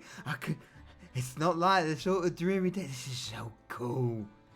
Being a ghost and being dead is so cool. It's amazing. You know the ghost you shared? Act like one, alright? Cypher doesn't even know what that means. With his beard in your hand, he just starts to nod. Yeah, I'm a shade. I don't know what a shade is, but it sounds pretty cool. Oh, I'm amazing. Yeah, bro. I mean, I'm dead, so I'm not brought back from the dead, but... Oh, this is... Liberating? And he begins to... It tries to fly away from your Cypher, but with you having hold of his beard, he just sort of upends with his legs in the air as it begins to fade Just out. his arse and his legs are flying. Ugh. Look, I could do this. Like the You world's like a- shittest balloon. Yeah, the world's shittest Again. balloon. Like a shit kite. So Desmond, from your point of view, you just see Cypher grasping thin air. Any thoughts on this? This is firmly in the realm of why Desmond thought it would just be someone else's like thing to deal with this. And if anything, this just kind of reinforces that thought for him. So he's just trying not to disrupt whatever magic Cypher is working right now, because he can't see Timothy. But, well, I suppose that's really all that there is. We've That's- got. All right. Say thank you to Desmond. Thank you, Desmond. He is a good little boy, isn't he? Cypher scowls at him. Fool. Oh, okay. I'm sorry. It just looks like. Alright. So moving all of the staff from there onto the rack. I could do that. And the minerals into different piles, yeah? Sure, I could do that. I could try and do that. Cypher makes an exasperated face. He's like, I should have just picked somebody else. Should just pick somebody else. I'd like to think his Cypher's looking like Garrett now. When he looks exasperated. So with you both leaving the Undercroft and leaving Timothy to do his business, honestly, trying to pull some of the flint and gems and coal out of flesh is way beyond Timothy's current Abilities. possibility. Yeah, absolutely. So for future reference, when you do return, it won't be what you expect. So it's exactly what I expect. Okay. Yeah, pretty much, yeah. Yeah. It's just a mess everywhere. The Uh, fuck? Yeah, there's going to be trails of blood across the ground where he dragged the flesh. A lot of the larger pieces would have just been dumped on the lowest rung of the drying rack in a messy, blooded heap. Maybe a few tiny strands of sinew have been draped over the higher parts, things that didn't weigh much. But yeah, anything with actual substance would have just been heaped up at the bottom of the drying rack. Okay. A start's been made. It hasn't. Yeah, That's- he made an yeah. effort. An made an effort effort. has been made. Okay. Okay. Cypher puts his arm around Desmond and he's like, you can't get the help nowadays. Just- Yeah. That's why we have to hire out all the work for the contractors and everything.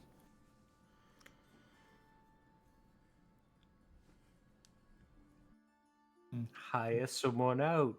We have somebody down here, don't we? Excellent. Right. Well, better get back then. Yeah. Back we go. Has Vanya and Garrett been up to anything while Cypher and Desmond have been working in the Undercroft?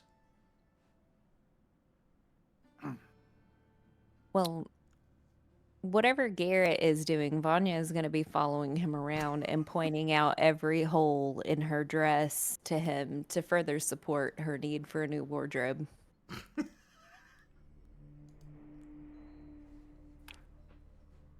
And Garrett's been singing a song to himself in Sylvan. Just to drown her out. She thinks he's about- talking to it. He's talking to her, but he's actually just singing himself a little song. Is the song about the tiniest harp in all of the Fey realms?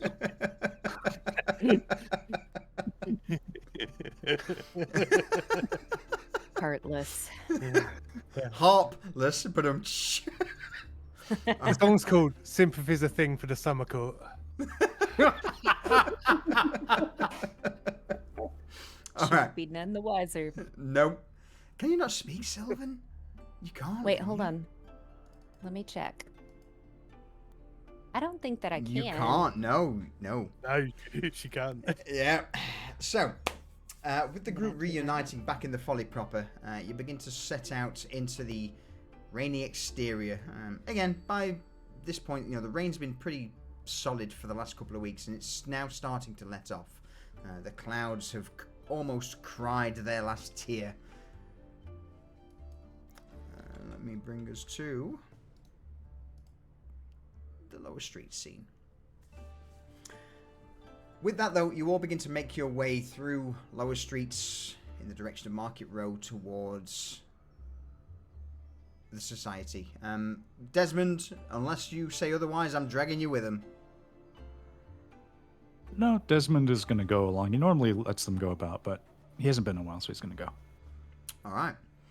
With that, I'm going to quickly call a pee break for everyone at the 2-hour mark. Well, Grab your drinks, get a refill, and we'll pick this up in a second. Cheers, Duz. Time to find one of those teachers. Yeah. Wind magic for idiots. Alright, we will be but a moment, everyone. I'm going to grab a refill on the water. Uno momento.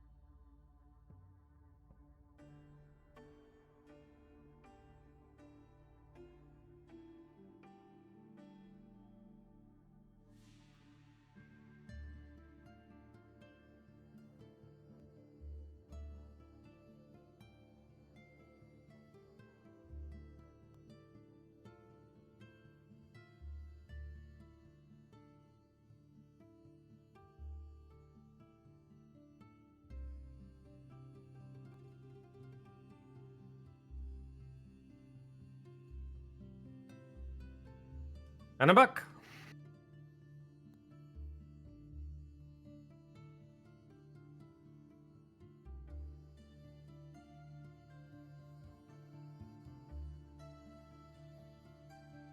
Back. Welcome back. Thank you. I've got so many things added to my list that I need to learn now. Mm-hmm. Wards.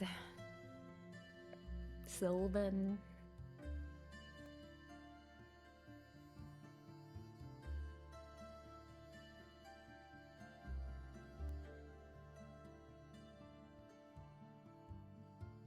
Abyssal. Oh, Abyssal. Might as well. You Better did start. sleight of hand. Mm-hmm. You did start learning Abyssal, if you remember rightly. She's just, she's very in the moment Mm. and maybe she hasn't decided that is going to help her along in her objective just yet. So she hadn't focused too much energy on that. Since we're waiting for people to come back, just roll me a quick...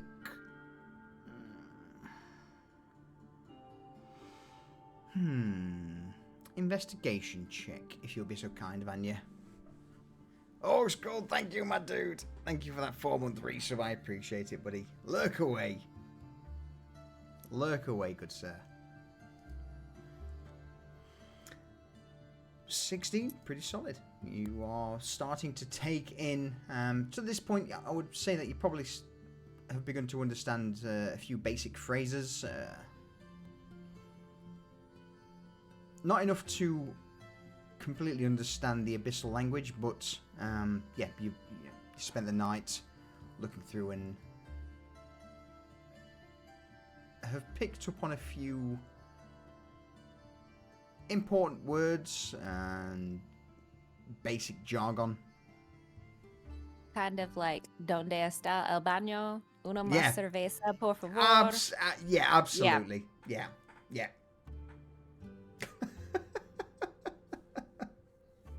Yeah, so you can order a beer in the Shadow Realm. Cool. Yeah. Mhm. La You might not derecha, wanna drink it, though. izquierda. Do what, Garrett? I said you I can mean- order a beer in the Shadow Realm, but you can't. You might not want to drink it. Ah, that's good to know. Thank you for looking out for Vanya. I was certain you were wanting to kill her, but now I don't think that. I was still gonna kill her.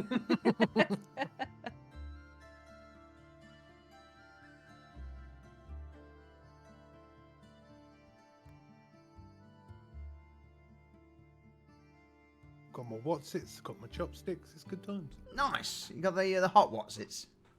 Oh yeah. Good lad. See, that's the only problem with streaming. I can't snack and nibble away because it's rude. Oh I no, mean, my Uh, camera's onions. nom nom nom. Desmond, are you back? Are you good? Oh, yes. Perfect. All right. We're really doing this. You begin the walk, just to recap, through lower streets into Market Row and eventually dipping into the back alleys close to the Carnelian Gates before eventually making your way towards the entrance to the society. With a rasp on the door, as expected, as assumed, the door opens with no greeting. You step inside to be greeted by the long corridor that leads to a large open chamber. What are you all doing?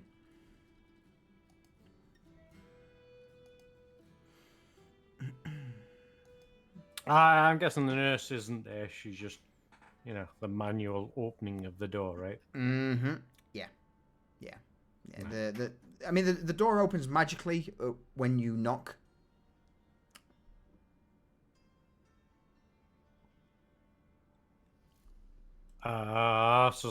We'll just walk in like it's a normal day. It's like, this is the huge. And Cypher will take Vanya by the hand and be like, come on, let's go see the coroner. Oh, and she's gonna say, "Thank you, Cypher," because I was gonna ask you, is there like a secret knock? Because the first time that I went to visit the botanist, apparently there's not a lot of trust, and I'm afraid maybe his door maybe have something special that you need to do. So I appreciate you guiding me. What do you mean? Well, like, what do you mean? That I mean? Like the botanist door? Some- You want me to tell you what? What did you do to the botanist door? Well, like I knocked and gosh, if I remember correctly, like there was like shoots and things like that. Like she was like, "Oh goodness, you could have been harmed." I think it was a long time ago. I can't exactly tell. I forget things along the way, but You been listening to the nurse, by any chance? Well, I mean, she is kind of my mentor. Should I mean, I've been here several times. Should I have not been listening? I mean, yes and no, because her, and he points out the nurse's door and the botanist doors, and he's like, they're like two sides of a different coin. We can all be friends. Oh. Hmm. No, Desmond? No, if as Cypher's declared he's going to go towards the corner, that's where Desmond has intended to go. So he's going to be following. And when she says that, Desmond visibly just kind of like looks down, like almost like, no.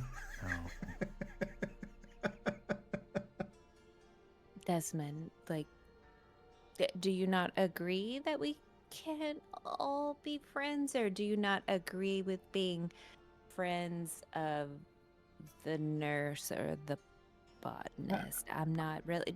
You don't want to be friends with me? I think I'm that your mother. not everyone is going to be or wants to be friends. At best, sometimes there's like a understanding where you just stay on your side of things, and that in many respects, that's what's going on here. Are you talking about our relationship right now? No, I'm talking about physically, literally here, like between all of the residents of this place. It's like, I imagine that if you were to be, I don't really know what Nova Story is doing these days, but there are other kingdoms, and all the kingdoms have like talks and understandings, and they have armies prepared to crush each other if they need it. That's kind of what's going on here, just on a much smaller. Well, I'm glad that you clarified, because I seriously thought you were telling me to mind my own business with you. But let me tell you this. This is what I believe in my program, Desmond. That if we all join together, that we may be stronger forces. Sorry. Forces to tackle the same objective, right? Instead of each one of us going after the same objective and being mad at one another because we're stepping on each other's territory. We work together and we can make global change. Did I tell you about the story of you know, how I kind of initiated old B in the Crimson Cross to make a bigger global impact? We took two objectives, the same objectives, and created one. Global objectives. Is it anywhere other than the Piker district? I mean, we could test it in other areas to see if it works and maybe modify, but it's only been in the Pica district. Generally, the larger something becomes, the more opposition it receives.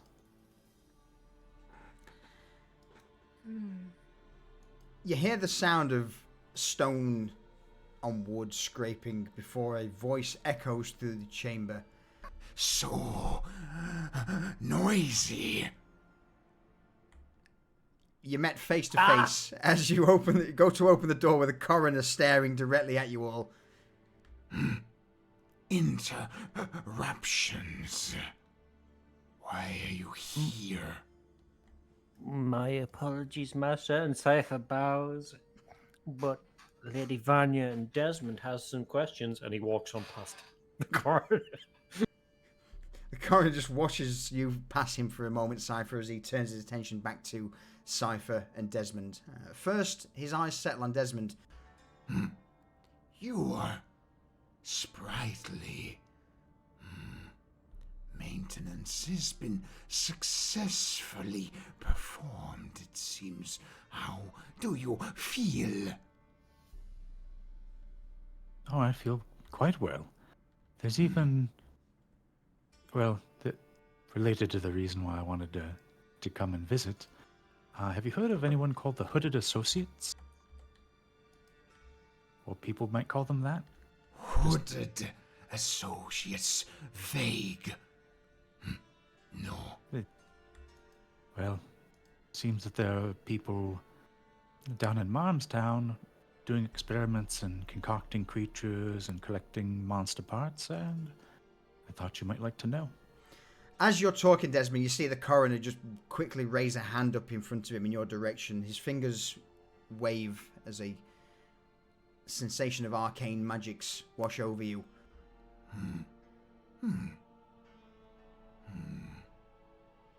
Different. Unusual. Huh. You have grown. Been making an effort to. After all, I'm out there. I need to grow out in the world. Interesting. But no, hooded associates, robed. Experimentation. I am not familiar with this. Door entrance, no good for discussion. You and you. He points to both Desmond and Vanya, and before motioning a crooked finger. Follow. Discuss, yes. Oh, yes. And Desmond's going to just follow after him, because not too long ago he did this a lot. Yep. Vanya's going to follow behind as well. As you step into the coroner's chamber, following behind the... Most would see him as a decrepit old man, a husk of a human, but obviously by this point you are all aware that he is an incredibly old and powerful lich. He makes his way towards a large stone table in his chambers with several stone blocks that act as chairs, and he motions a hand towards them. Sit. This, as he begins to slowly seat himself at the table, he glances over towards you, Desmond. Desmond's going to pull out 2 chairs and hop up in one of them.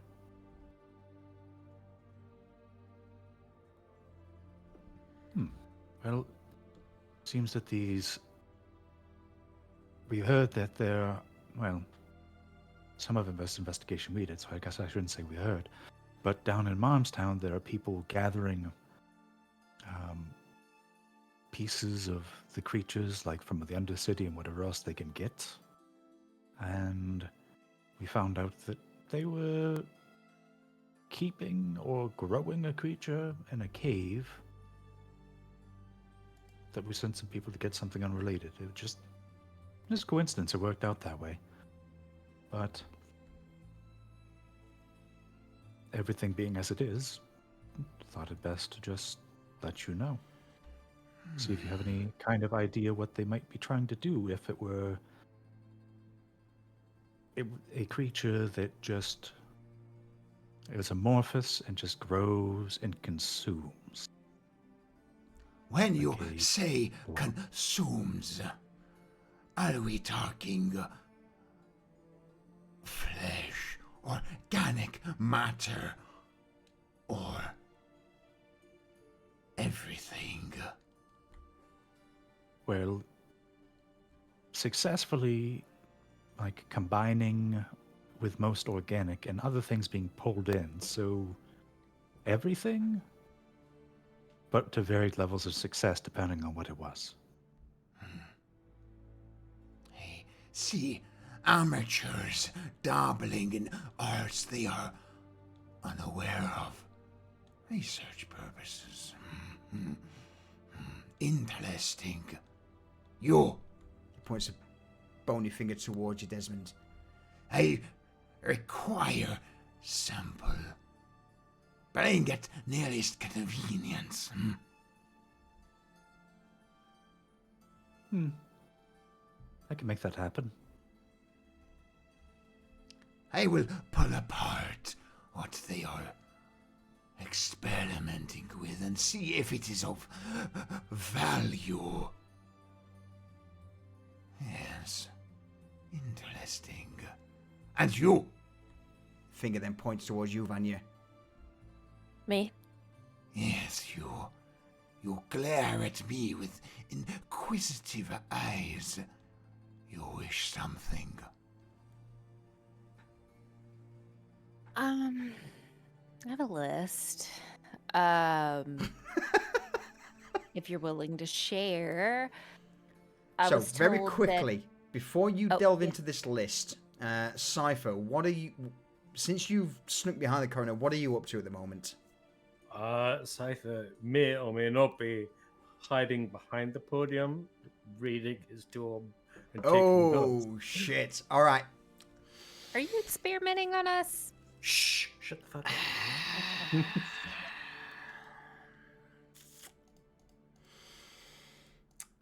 up. All right.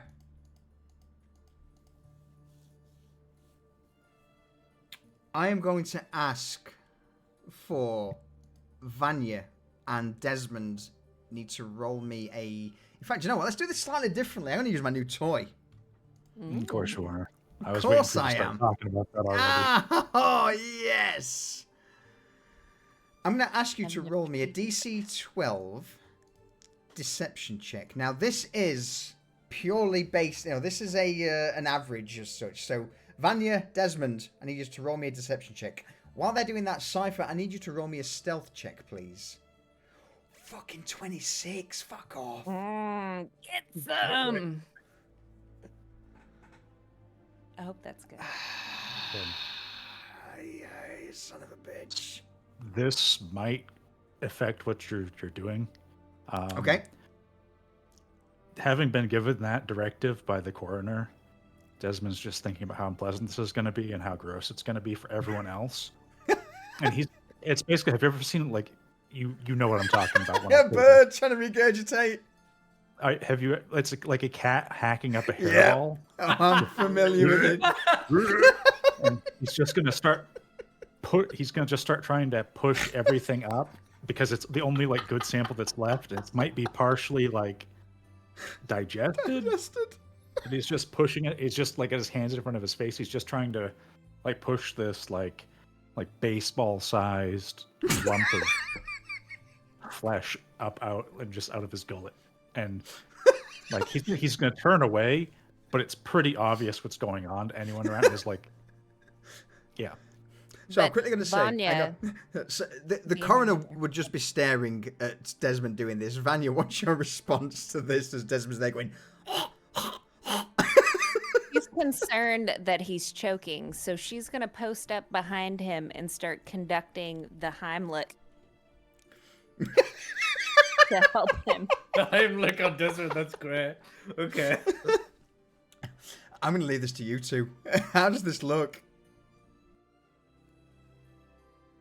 Oh, yeah. Oh, So go ahead, Desmond. Desmond is like his back is arched as he's trying to like compress everything to push this out before he like digests it. And so like he granted he doesn't have to breathe or anything, but like he's focused on that and it's taking effort. So if Vanya comes around and grabs him from behind and like starts trying to do this, like it's not really helping the way that like he doesn't need to breathe, so it doesn't really help like that. So he's just gonna be like trying to get this done while also like flailing one arm around behind him, like trying to wave her off. And he can't talk because it's already too far. He can't speak. He's just like just trying. And she's gonna fight him on this, but you're like pretty stocky and heavy, right? Oh yeah. And not fleshy. Let's put it that way. He's Oh, yeah. So she's trying to like swat this hand off and doing it, but she's not really like budging him, and she's like, "Oh, you're just a little bit stronger," and ow, my head. And she winds up like bruising, you know how like you make that fist on that like on your dominant hand whenever you're trying to bring it up under the ribs to do the Heimlich. Yeah. And she's like,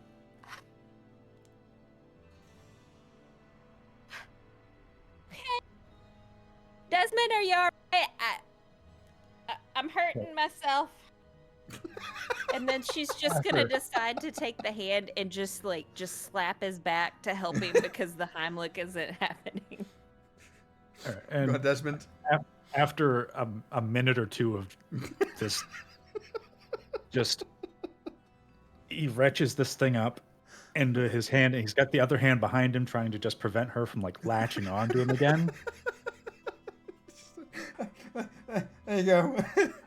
And so, like, all I'm thinking of is there used to be these things like you'd see like the mesh like balls that they sell at like the mall or something. They're like all foamy. Like it's probably like that, but all fleshy. And he's just pushes it up, and he's got it here, and it's clearly like got all kinds of horrible shit on it, like viscera. And he's looking at it, and he's just moving his tongue around his mouth and looking at it, and then he's going to turn around towards the corner. I have your sample, but I'll need it back. Is that so? Well, I'd prefer it back. I don't really need it, but I prefer it back. Very rarely do you find things like this. Are you gonna swallow it again? Maybe you shouldn't. Very quickly before we carry on, Phoenix, thank you for the raid. Welcome in, everyone. You've came in at an incredibly disgusting time as our murder puppets just basically coughed up a piece of mattered brain flesh. But welcome in. Thank you for the raid. I appreciate it. TPK, no, they're currently talking to a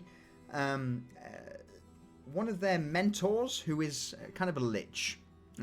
So with that, Kind of a lich? all right. I mean, no, I'm going to stick with he is kind of a lich. Yeah. Okay, that's fair. So as Desmond coughs up this piece of half-digested, organic, fleshy brain matter into his hand, the coroner reaches out with a bony finger and thumb, plucks it from your hand. Interesting. A moment. If you would be so kind. This. And he points, or at least motions, to this ball in front of him. I will return momentarily. With another hand... So go on, Desmond. Well, things do happen, but it'd be appreciated. This had it made a shell around itself with some of the stuff it picked up. The I'm coroner... just going to let him do it.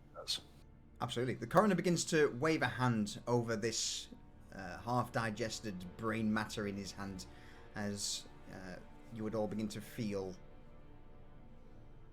the arcane resonance, the faded and droopy eyelids of the coroner close as he begins to concentrate on the spell. Whilst this is happening, Cypher, in spite of not being overly stealthy, the coroner's got a new toy that he's interested in. His attention is far away. He's very single-minded, He and Cypher's is. aware of this. Absolutely. What are you doing? That's why I brought Vanya. So he is flipping through the tome, looking for the specific parts that he needs, i.e., in particular, the Dread Awakening spell. Oh shit. Roll me an Arcana check.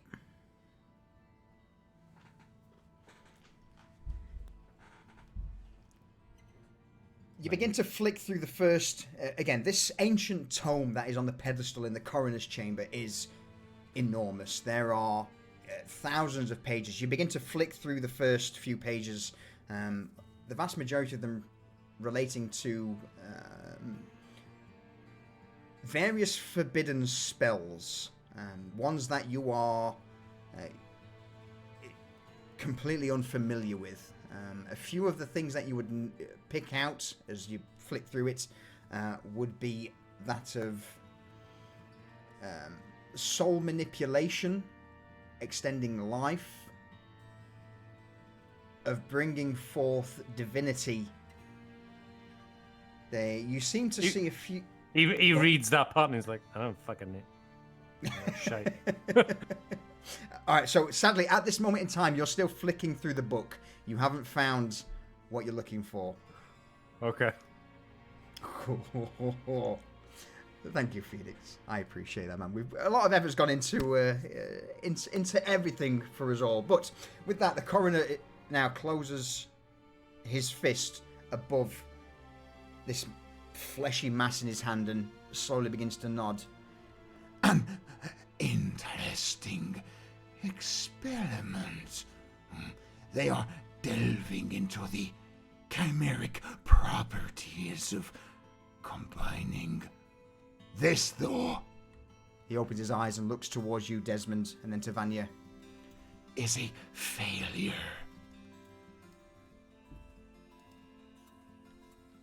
Hunger is all this is. Devouring all essence, nutrients, feed.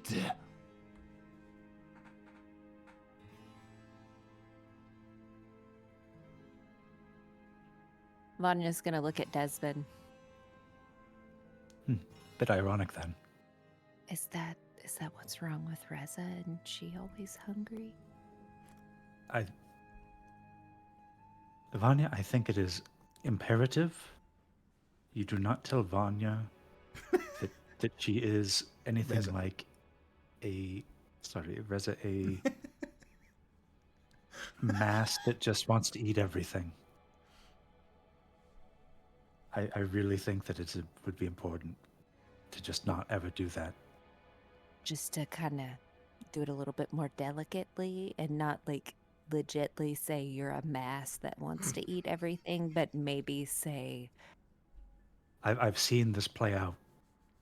Never say that. Just kind of keep that to myself. Okay.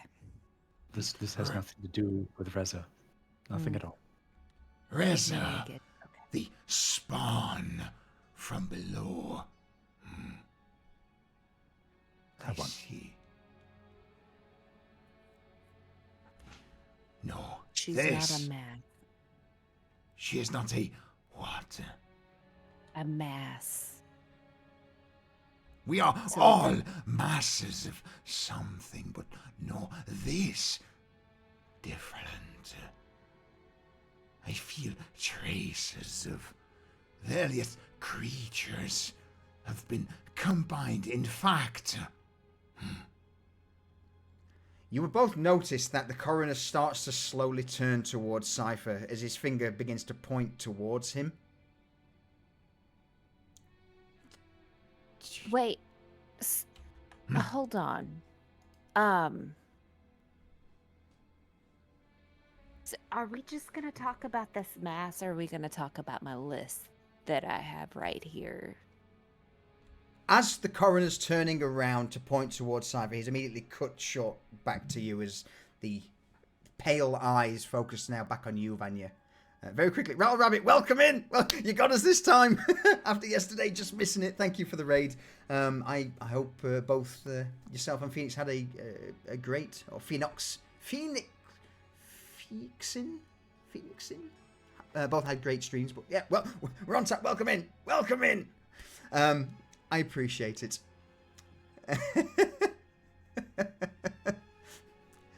So, I apologize. I'm terrible with quickly trying to RP and pronounce names. Phoenix. I'm happy with that. All right. 7 on. I appreciate it. Thank you. So with that, the coroner will focus his somewhat glazed eyes on you, Vanya. Tilt his head ever so slightly. list. Go on.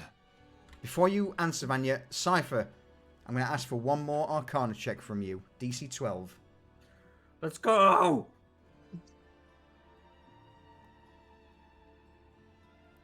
You're Nine. still, Fuck! you're still pouring through the pages. You know, you're quickly and vigorously now, just turning. Why is this tub so fucking big? Yeah, there's a lot of information that seems to refer to times immemorable. The vast majority of the stuff seems to be almost divine or referencing names of things that you have never heard of or perhaps even comprehended. But again, it's not what you're looking for. You're page after page after page. Your list, Vanya. Go on. Do you want me to tell you? I'll just tell you everything on my list, and then we can kind of go through. One at a time. Everything would be problematic. Oh, you can get overwhelmed. I get overwhelmed sometimes, so but you know, Fuck's sake, Callie. persevere.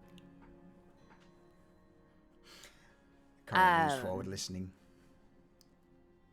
So I've got a list, and I can. I've kind of heard that you can teach me things because you are you've kind of been told to me as a pretty good mentor and very thorough in what you bestow upon others, right? Is that not true? I know of many things over the years that I have existed. Yes. That makes sense. It's a lot of years. How many years has that been? At that, the coroner Is that offensive? The coroner leans back, scratches his skeletal chin, and nods. In this form, I lost count at 3,000 years. But, what is it you wish to know? Well, that definitely holds up. So the first thing, I want to learn wind magic. Not wind magic, but wind magic. And she flaps her hands and goes, wind magic. As you flap your hands, the coroner's hand begins to contort ever so slightly. With a brief mutter, you feel yourself become weightless. Desmond, I'm flying. Desmond, look. Yeah. Yes, you are. It's. I thought you could already do that. You're a mage, aren't you? But I'm not doing it. And you are continuing to slowly rise off your chair into the air. At this point, you're probably about 5 feet in the air and continuing to rise. But how do I get back? How do I get back down?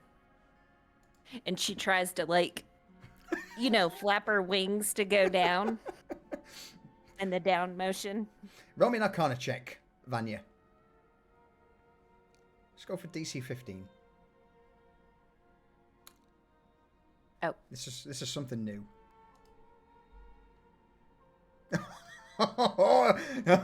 You ain't flying anywhere, girl. You are going upwards. And the coroner's just stood there with this blank expression on his face, watching you as you begin to rise 10 feet in the air. I thought... No, you do not understand. Shame. Perhaps something a little more basic. And with a click of his fingers, the flight spell is dispelled. Vanya, 10 feet in the air. You come crashing down onto the stool below you. Roll me a dexterity saving throw. Oh man.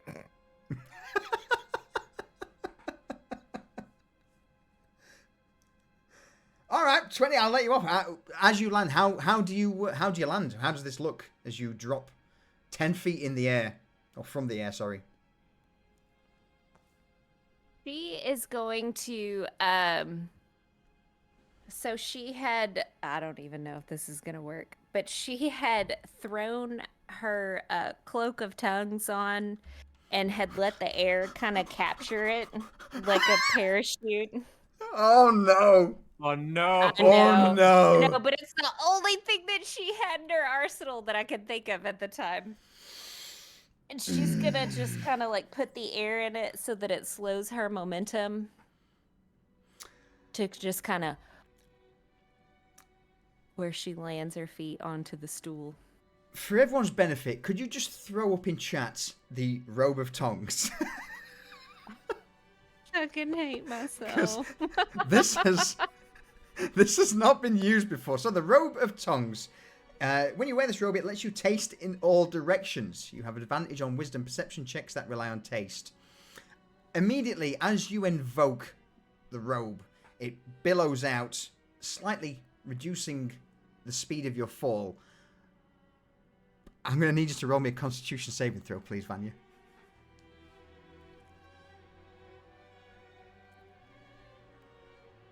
Desmond is watching and just already understands, vaguely recalls what the robe is. And he casts a glance towards the table where the brain matter is, Oh shit. but doesn't no. do anything to stop what's about to happen. So, as this cloak billows out, Vanya, immediately you are overwhelmed by the sense of taste. You can taste the air that is fetid, ancient in nature, that almost as if thousands, potentially hundreds of thousands of souls have passed through this ancient chamber.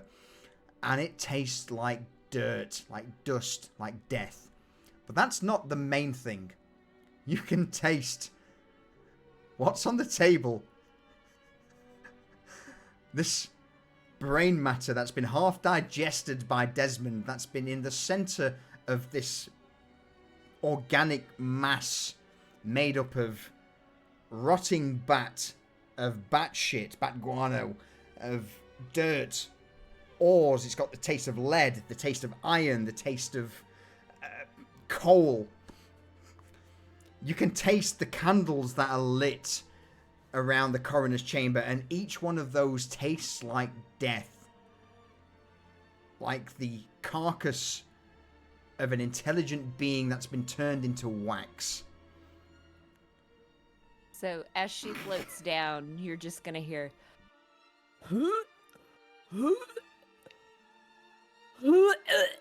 and as she lands, she rips the cloak off and puts it down. She goes, Desmond, how'd you ever put that in your mouth?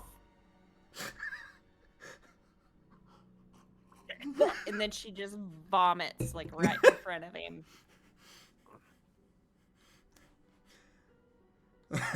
The coroner tilts his head and looks towards Vanya and then towards the cloak. Rests a skeletal hand to his chin. Interesting. What is that? Think of wearing a tongue that drapes over your shoulders with tiny thousands of taste buds, and you could just taste and sense everything, and now you judge one of your sons for what he puts in his mouth.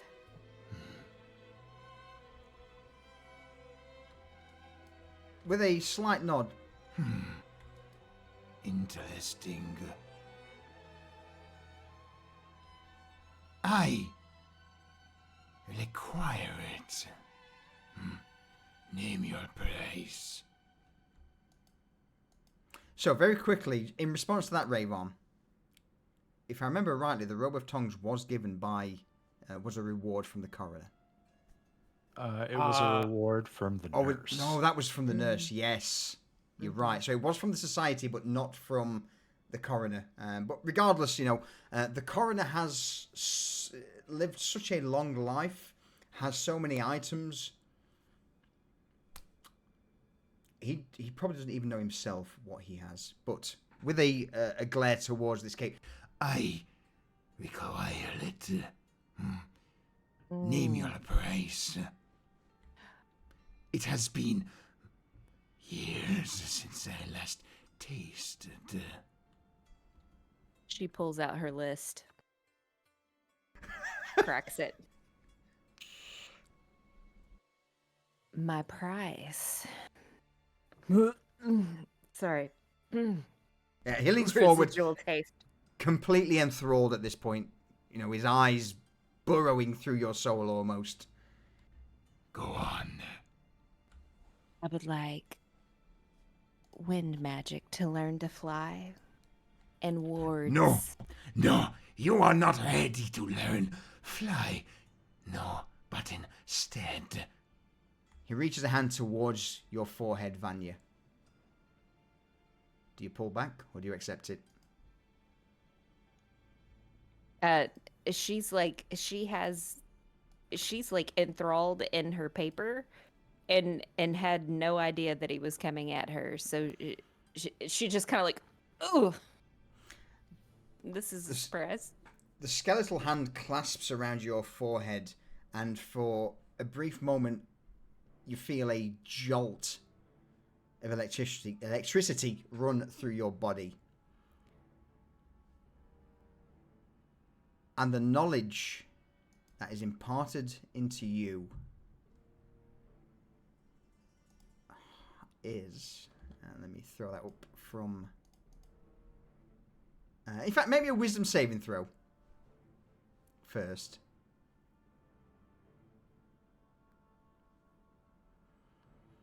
Yeah, you've got no choice. You're accepting this whether you like it or not. Take it! Give it to me. You immediately... in fact, I'm also going to ask you to roll a Constitution saving throw, if you don't mind, Vanya. Oh my gosh. You asked for this. You wanted knowledge from the coroner. You will... I haven't even... Oh, no. No. Oh, you got through my no. turn, Liz. Oh, no. It's not my fault, chat. It is your fault. With this hand clasped around your head, Vanya, you begin to feel knowledge just pouring into you as the coroner begins to mumble and mutter in an, in fact, I would say unknown tongue, but whilst you can't understand the words being spoken, you are very much familiar that this is the abyssal language. Knowledge begins to flood through your mind, and you begin to immediately understand the incantation and the requirements for the spell Levitate. Regrettably, having that much information forced into your cranium comes with a backlash. I need you to hit the little... In fact, will that work? Why not? Let's see what happens. Hit the little skull and bones icon for me. I'm going to take that one step further. You feel your body go completely limp. All energy is sapped from your being as this information is just continually thrust into your brain. I'm going to say you take 2 levels of exhaustion for this. And I still have an aftertaste of Desmond's, yeah. So what I'm going to say is basically the levitate is a once per... Well, in fact, we'll have a discussion about it later. Okay. But yeah, you've been given the ability to cast levitate. How do I put exhaustion on myself? For all intents and purposes, any roll you make will be at -2. -2. Okay.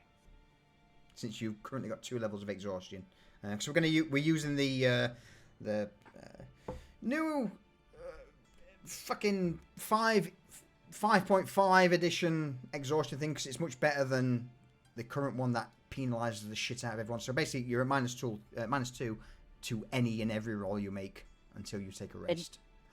A A long short rest or rest. a long rest? Oh, you bitch. Okay. Rattler Rabbit, thank you for that prime, my dude. I appreciate it. So, whilst this is going on, Desmond, you just see the coroner grasping the top of Vanya's head, his eyes closed, chanting the abyssal language. Vanya, you're there shaking and shuddering away with your eyes rolled back in your head. Cypher, last roll. Arcana, don't fuck this up. Let's go! Oh, let's go!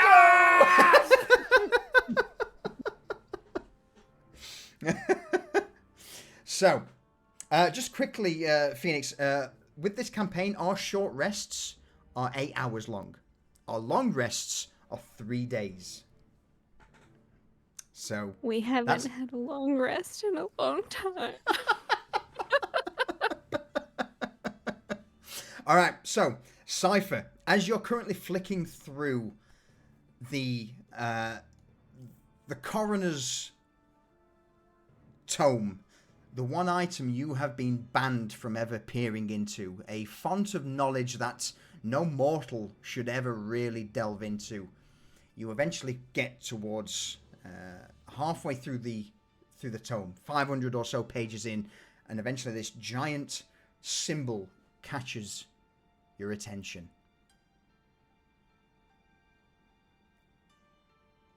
What do? I'm gonna completely leave what you see and what you understand to you.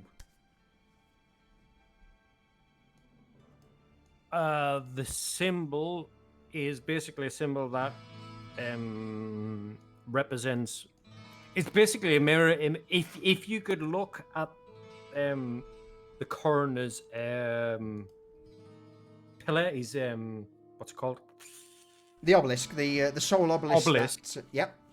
If you looked at it from the top, you'd see this symbol. And Cypher knows it because he's walked it dozens of times, just going through. You can see it on the floor, but only with repetition and, hindsight would you recognize what it is. So he sees this symbol, he's like, fuck! And he does so. He takes out a bit of charcoal and a bit of parchment, copies the symbol. He recognizes all the language. I'm guessing most of this is in Abyssal, right? Absolutely. So he copies the component parts of the spell that he needs, because he's got most of the parts he needs to do what he wants to do. He's learned from elsewhere, like the component parts to get it done. This is like the linchpin, the keystone to get it done. And he's like, okay, this kind of ties everything together. This is what I need. Okay, cool. So yeah, now he has the component spell and the incantation and the magic circle that he needs to make to complete what he needs to do. Or wants to do. Not needs to do, wants to do. All right. With you finally scrolling and scribing down the necessary items for this particular incantation, you return the tome back to its previously opened page that the coroner was studying before.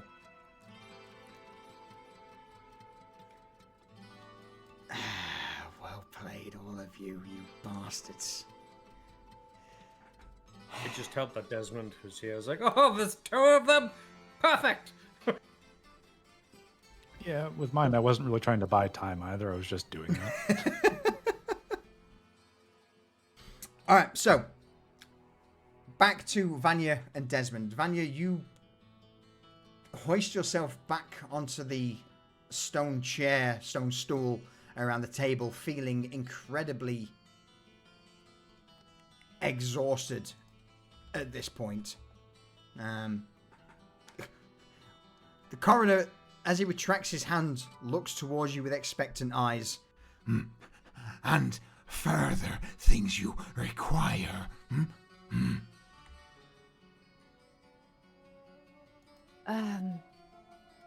The next thing that and she looks to see if she can see Cypher.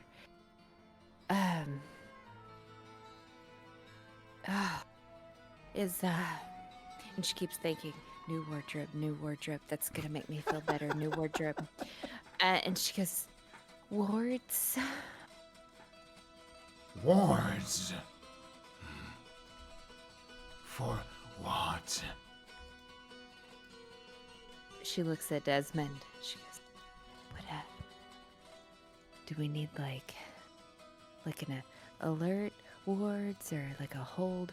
Let's do a hold ward. I can Holding. teach you the basics. Though that will require reading. He tilts his head and glances over you, Vanya.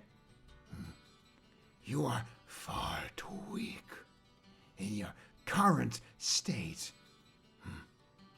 Overestimated in regards to your talent. Fine, Cypher.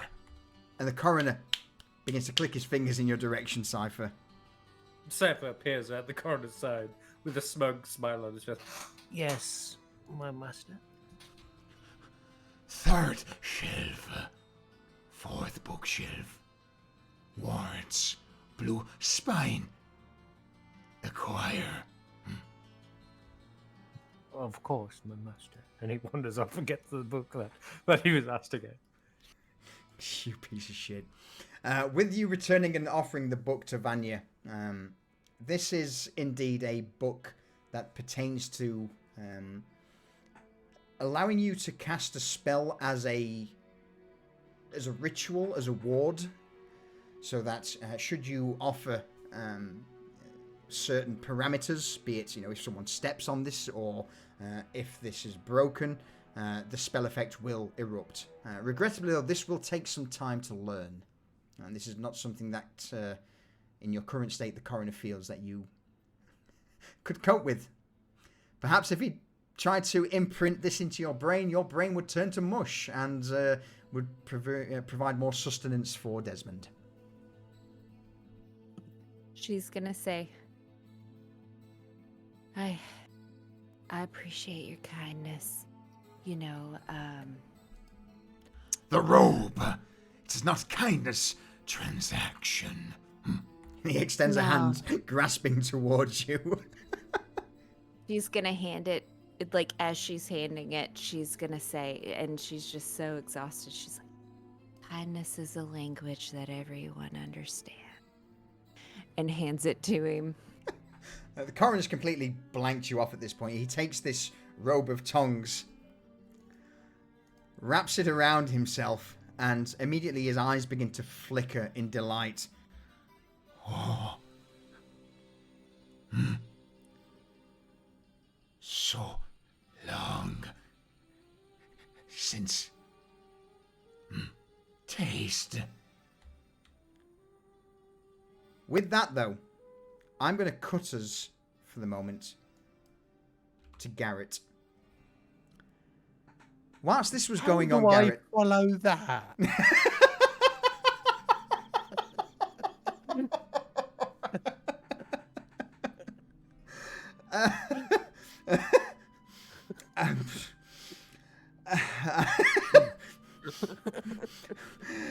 Yes, is the answer to that question.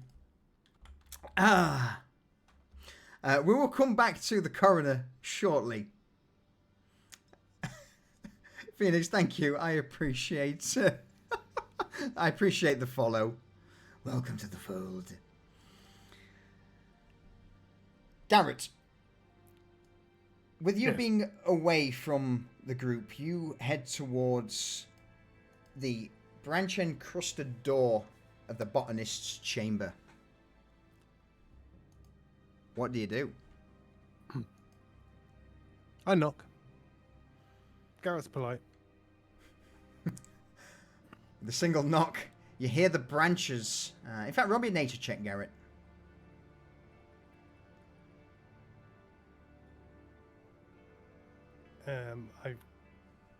Oh, there we go. Du-du-du-du.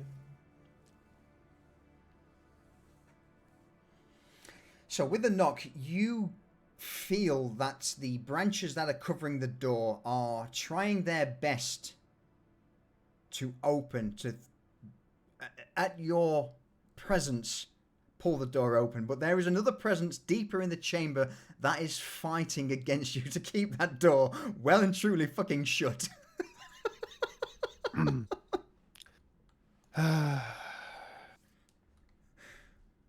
Garrett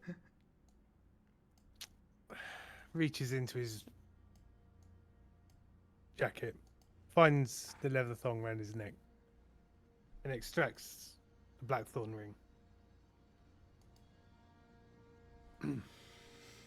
Puts the ring on the door and channels the druid craft into the ring.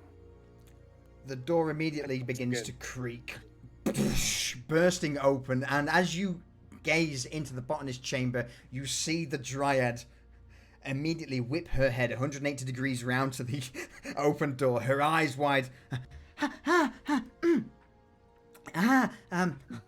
Lord Blackthorn, this has been quite a while since your visit to these chambers. Please come and enter.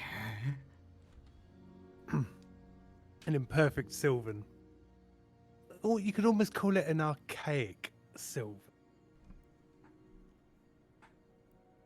Garrett says, "Greetings, sister of the forest. May your roots run deep and your bells wide and tall." She offers a single deep but respectful bow of the head in response to that. The branches that are currently extended from her back, almost like spider legs, begin to pull her back towards the floor. And she takes a single knee before you, Garrett. There's no need for that here. I see. I suspected as much, but there, you have changed. Not changed, but reclaimed. It is clear now.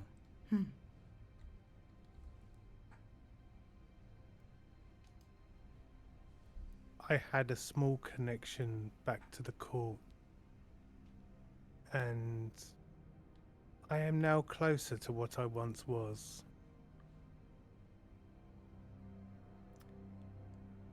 She stands up from the stone tablets beneath her and offers a single knowing nod. I see. Though, regardless of that, your position is now known to I. What are you here for? I hope you're not to report this to those beyond. I wish to remain here.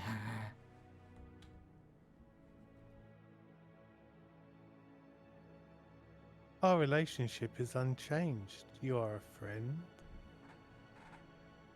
a mentor to my friends. I see no reason to upset the status quo.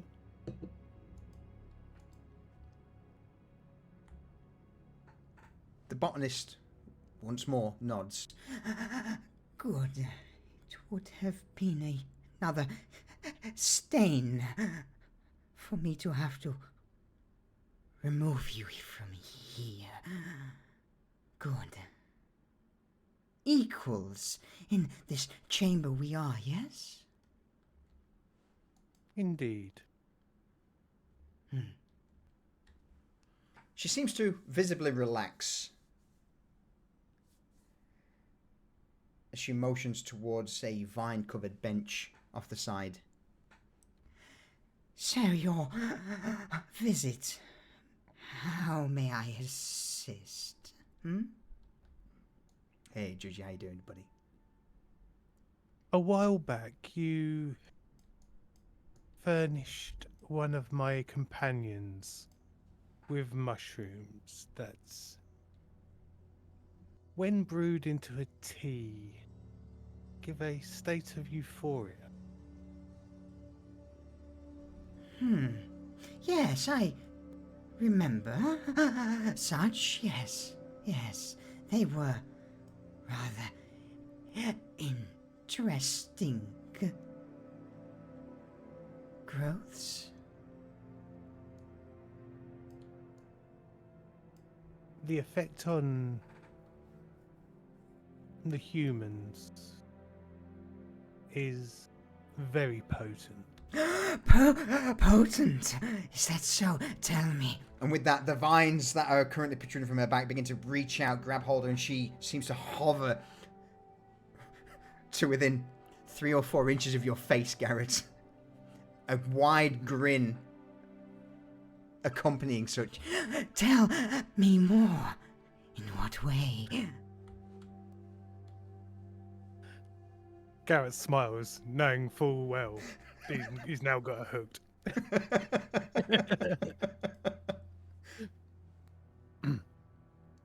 The man we tested it on was so euphoric, he cared not to move, eat, nor drink.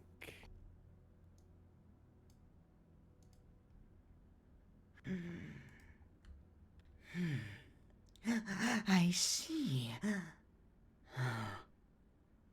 You wish more, perhaps stronger strain. I could. Yes. Yes. Eyes. Before we give it to anyone else, we would have to water it down, because... No. No, water. Bad. Faded effects less. I was worried that with such euphoria, a man might forget to breathe. Oh. Death is unfortunate in the populace. Yes. Yes. And my young companion, the changeling. You know him as Cypher. He lost control of his changeling abilities. Involuntary changes, additional fingers. His face would change, colours would change.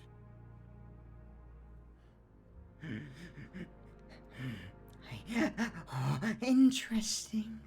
So very interesting. Lesser strain, but... Yes, I can offer such. Though, again, strain would be different. Effects may be different.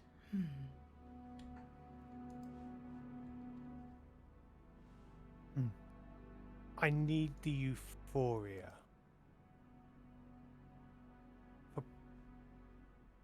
I need to be able to make a concoction that will give short-term euphoria to whoever drinks it, but make it safe enough that they will not completely forget about their bodily needs. And ideally the effect not to last too long. And I'd also like to be able to grow it myself. And what do I get in return?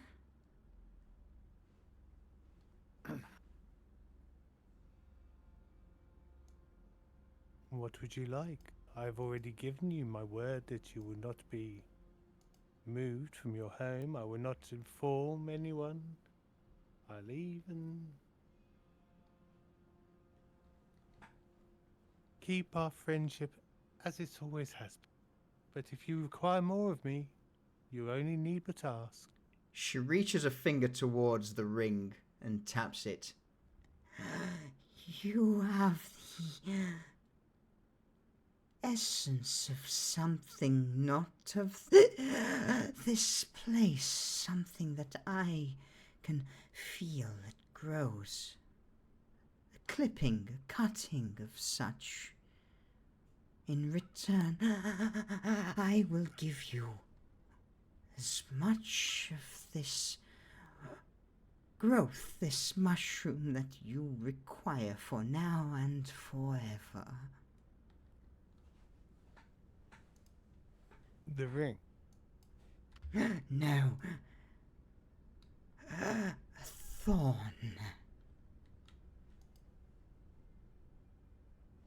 A thorn.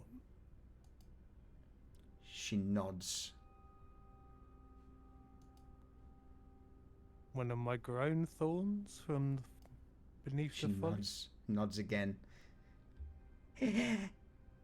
Even here, I can feel its power. Interesting that it is. I wish to inquire.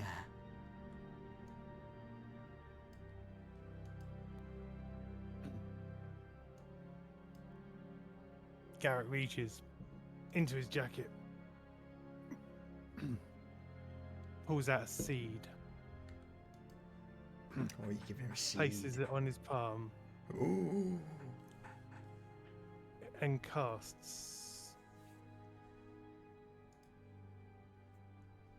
As the seeds in so while you're currently casting, as the seeds in your hand, immediately all of these spider-like vines that protrude from the back of the botanist begin to reach in towards the seed in your hands, slowly creaking away, her eyes focused, laser focused.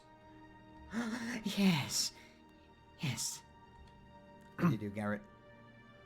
I cast Druidcraft on the seed, and it buds and grows on my palm, and gets longer until a small thorn starts to grow. And I wave my hand over the plant, and the plant seems to shrink, but the thorn grows and grows and grows until it's a full-size thorn. I slap it off. There is no getting around you. Teased with seed and offered exactly what was asked. Marvelous. A single vine plucks the thorn from your hand, and she once again bows her head respectfully. Then the plant on my palm starts wilting in and gets smaller and smaller. And then almost retracts into the seed husk before the seed husk sizzles and disappears in a flame. Then allow me a few moments of your time. I will acquiesce to the demands. And with that, the botanist will turn around. With her eyes closed, she will start to cast a few spells. And Garrett, over the next 10 to 15 minutes, you see from this central radiant pool large mushrooms begin to sprout out of it. And as one grows to roughly 2 feet high, one of the vines from the botanist cuts it at the stem. Another vine pulls it off and puts it to one side as the mushroom then regrows. And she stays like this for, I would probably say, at least 20 to 30 minutes.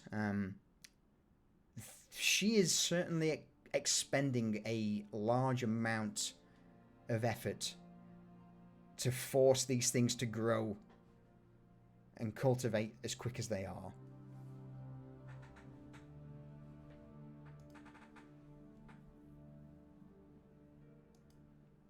Is there anything else that you wish of the botanist while you're here?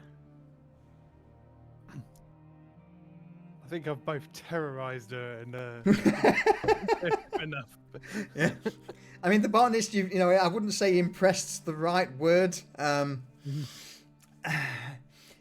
You flicked certain switches with her. No, she ticks. Absolutely. She does indeed want some, not of the Garrett, but yeah.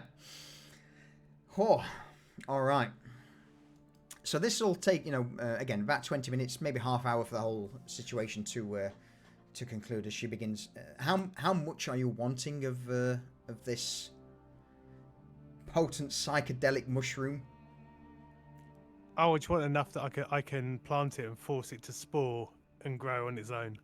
Yeah, so straight, yeah, you've easily got that and more.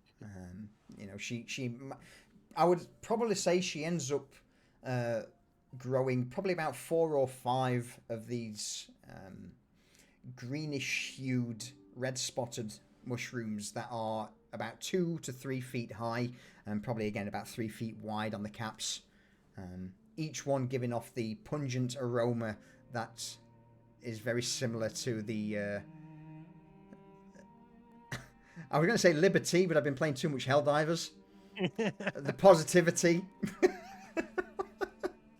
that Vanya had.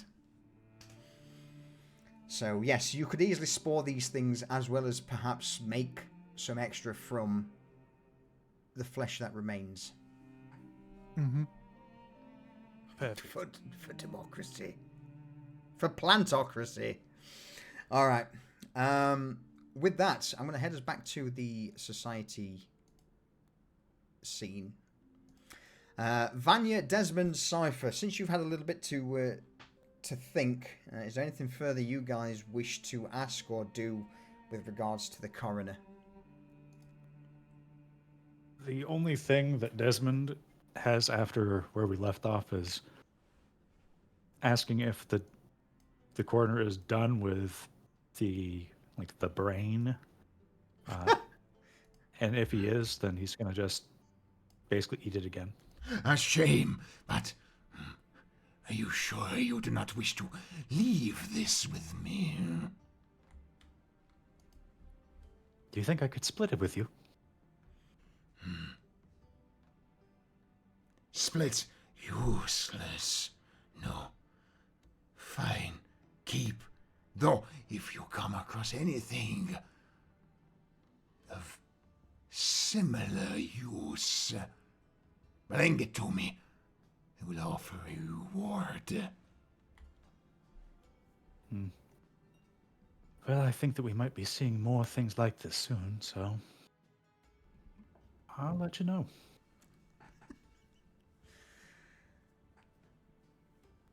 The coroner then nods to you, Desmond, before glancing at Vanya and then to Cypher. You, Cypher. Yes, master. The finger points towards Vanya. Drag this out. I believe it is done. Her head's like laying on Desmond's shoulder. Oh, yes, She's sitting by him, and she's gonna say, Desmond. Yes. Walk. Like with my 2 legs. Like you can't? No, I'm so exhausted right now. Can you carry me? I can. Just you probably want to just lean back in your chair for a moment, though, and just look over there, pointing towards one corner of the room. Can you? I can't move. Can you position me? What the fuck? Cypher grabs her head and just turns it. Desmond's gonna consume the thing that's on the table because it's like a half-finished meal. Yeah, yeah. You take the mucus encrusted, fleshy mass of brain matter back into your mouth and swallow.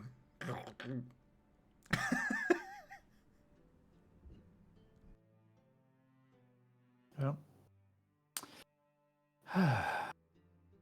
okay, I have to keep an eye out for those. All right, we'll get her out of your hair, figuratively speaking. And Desmond's going to get, basically going to try to fireman's carry Vanya out of the room. Over your shoulders. Yeah, over the It's shoulders. like a sack of potatoes. Yes, exactly like that. And she's not gonna help you in any bit. Like she is just pure dead weight. Like face down in case she like throws up or something on the way,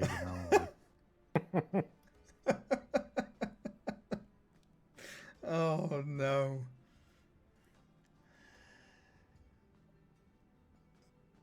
With that then, the coroner just watches you all depart, and I dare say that's pretty much a good point for us to call a quick final BRB, since the adverts are probably now on as well.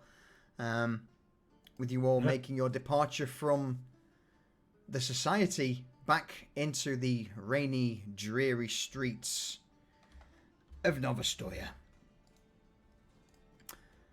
All right, yeah, last pee break of the session. Boom, BRB, burb, so on and so forth.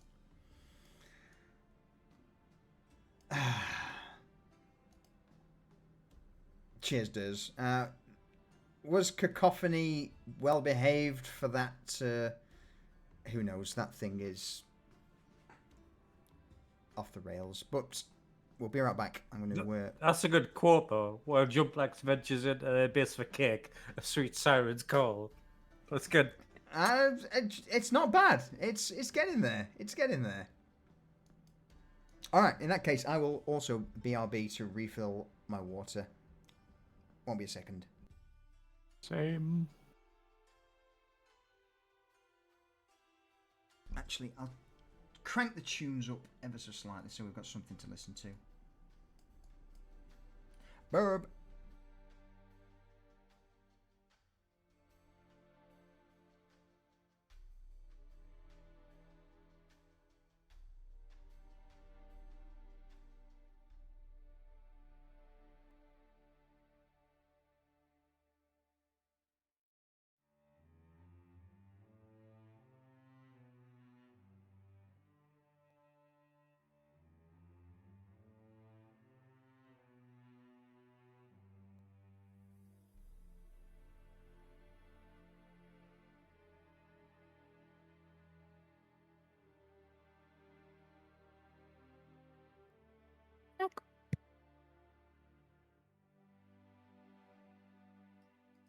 Was that you sitting you back, Jump?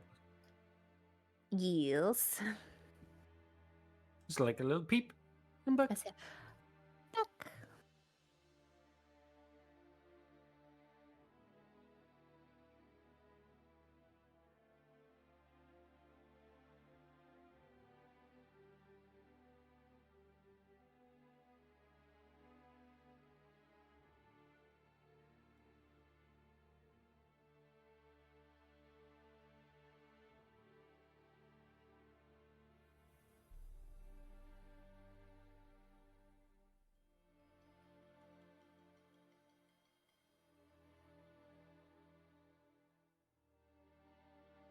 I too have returned. Welcome back. Ta. Appreciate it.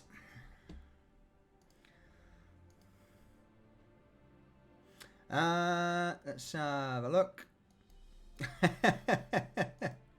I've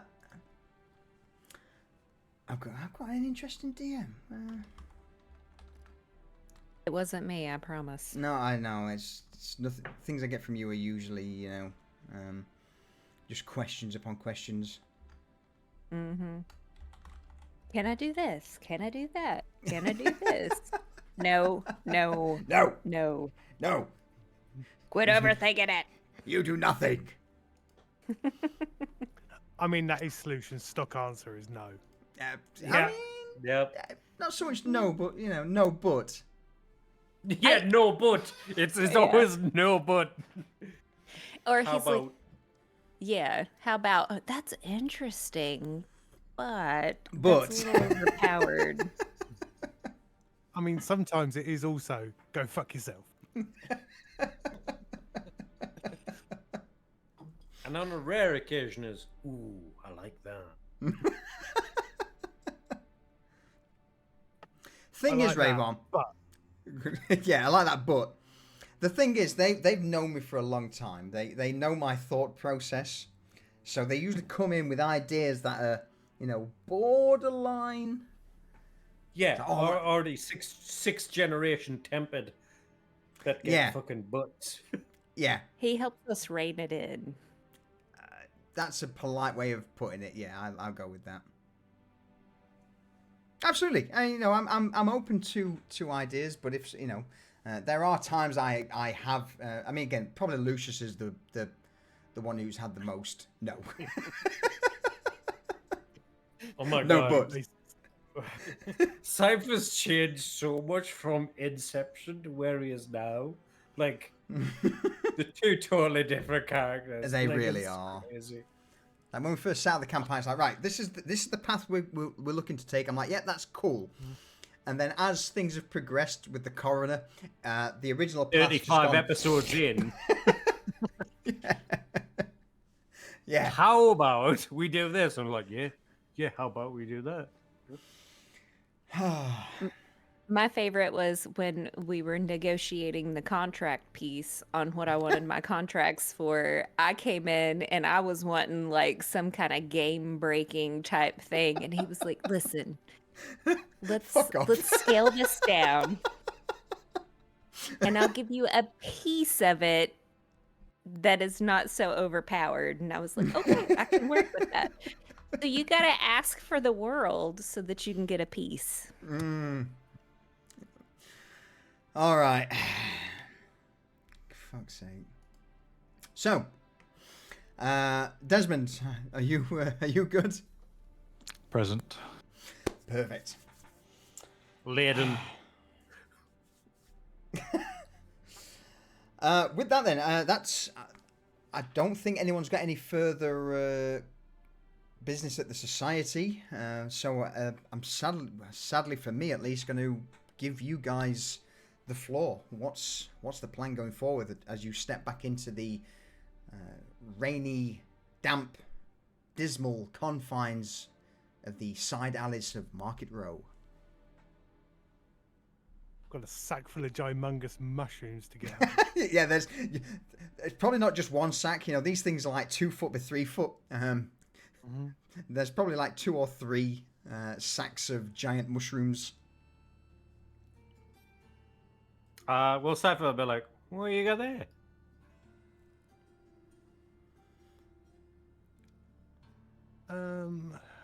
Some mushrooms from the botanist. Oh, yeah? Get inquisitive and look inside and be like, that mushroom's familiar.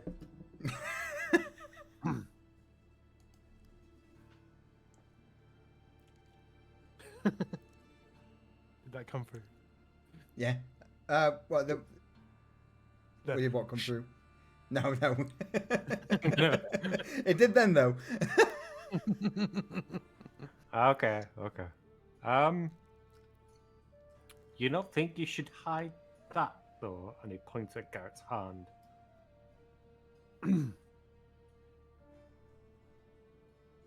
Oh.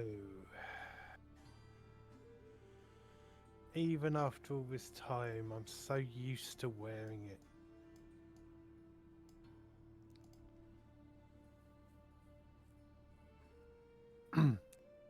And he just pulls his gloves on over the ring. All right. Better. Vanya, you good? You good? She's just kind of like, she's like, somebody brush my hair when we get back. Just lay with me and brush my hair until I fall asleep. Did she upset the coroner? No, just I think that the amount of knowledge that was shared was a bit much for her. Or something. Garrett, I can fly. And you can Vanya. fall. And I pat her head. Oh, what, scratch behind my left ear right there. Anyway. We best be along. On the way back, Desmond's going to be really careful not to like whack Vanya's head off of anything that he's passing by. Oh, spoil my fun. Oh.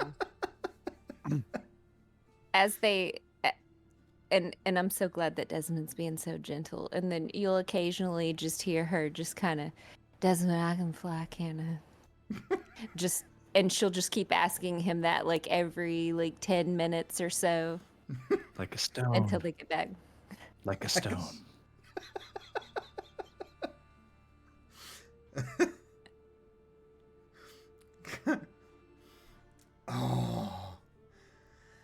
Oh, God. I'm going to ask you all, apart from Vanya, who's currently zonked out, to make me a perception check.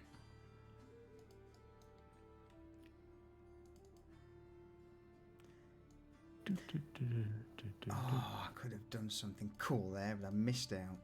You could have done your group thing there, I couldn't you? could have done my group thing, but I fucked up.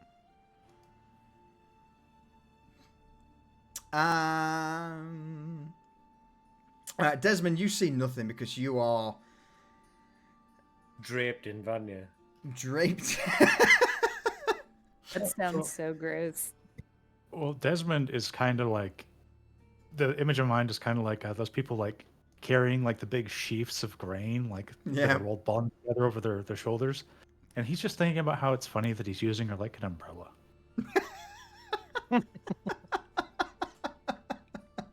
Because she's going to get back and be soaked. Oh, yeah.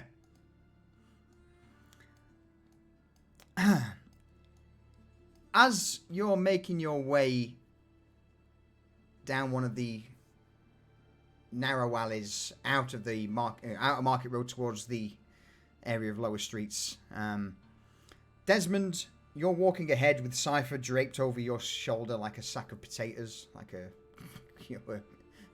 bundle of wheat. Vanya. Vanya, my bad.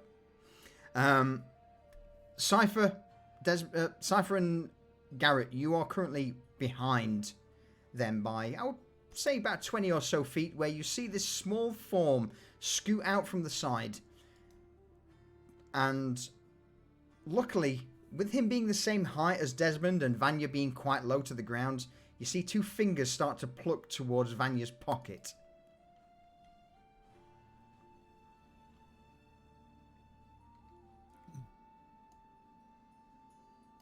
Was he an ugly gnome? He is an ugly goblin. This little goblin fiend is in the process of trying to reach into the sleeping Vanya's pocket behind Desmond. I want to grab him by the ear. No. Hello.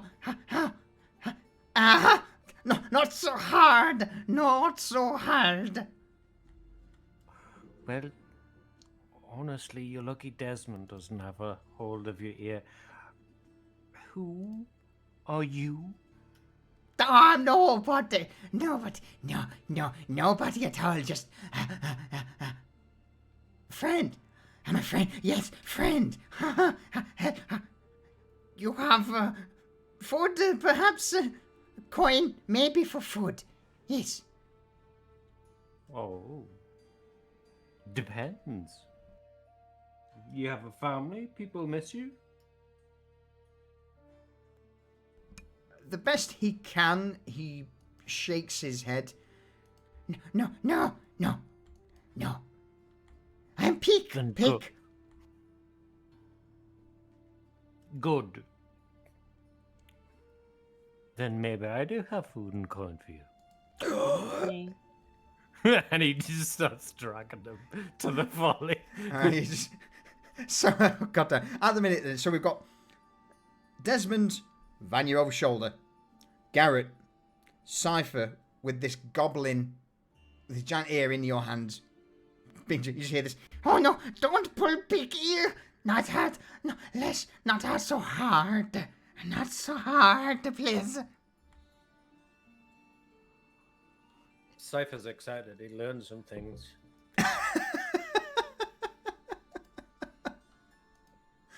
Oh, why? Why do we have another NPC that I got a voice? God damn it. Don't worry. It won't be long. So as you begin to drag this potential pickpocket through the streets, you all eventually make it back to the Baron's Folly. Front door? No, I bring him in the back door and straight into the undercroft. Which is where I'm going as well. All right. So Francis Desmond? does not need to see the fungus. no.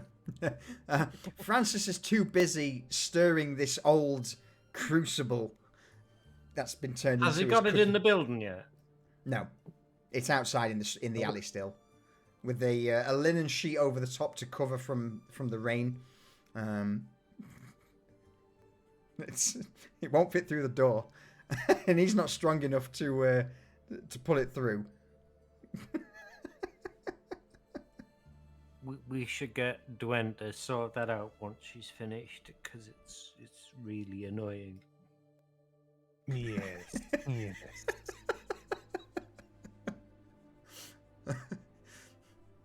Yeah, the alley's lit up like like New Year's Eve with the amount of dried logs and debris that's been tossed into the fire to heat this crucible up, and he's just there stirring away like a fucking mad lad. You know, no, stirring, it's gonna be good soup. So, regardless of that, you both step into the Undercroft. What is Vanya and Desmond doing? Are you also following, or? No. Because Vanya's flat out, Desmond intends to take her up to her room and put her in her bed. All right. She's gonna allow it. She's not gonna resist or anything.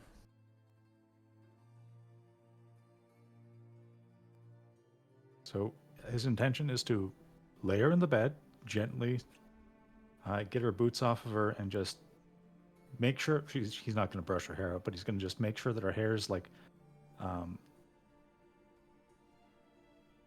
basically out straight away from her, so she doesn't end up like getting her hair all tangled and stuff for in the morning, so she doesn't have to de-knot it when she wakes up.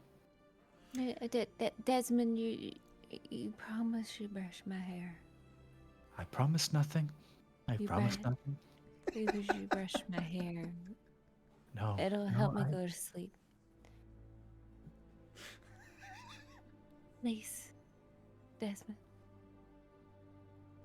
Where's your brush? Desmond. Desmond could look. It's probably obvious where it is because he's been there. He already knows. But he's going to look for the probably like a paddle brush or something. Yeah. So I'm going to say, roll me a sleight of hand check with advantage because perhaps this is something that you have done before? It is actually. Oh, you brush many people's hair, huh?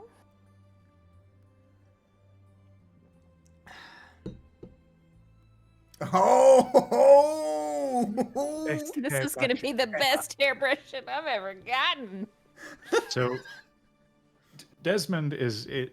He actually no. This is actually something that he's done because he was originally designed as like a bodyguard / helper and companion, and this is one of the things that he did. So he starts by holding the hair at the furthest points, brushing them out, and then working towards the scalp and make sure that everything's smooth, that there are no knots, no tangles, nothing, and then folds them into a bit of cloth that she has laying around so that it doesn't like lose form. So basically like a sleeping rag, so she doesn't wake up to a bad hair day.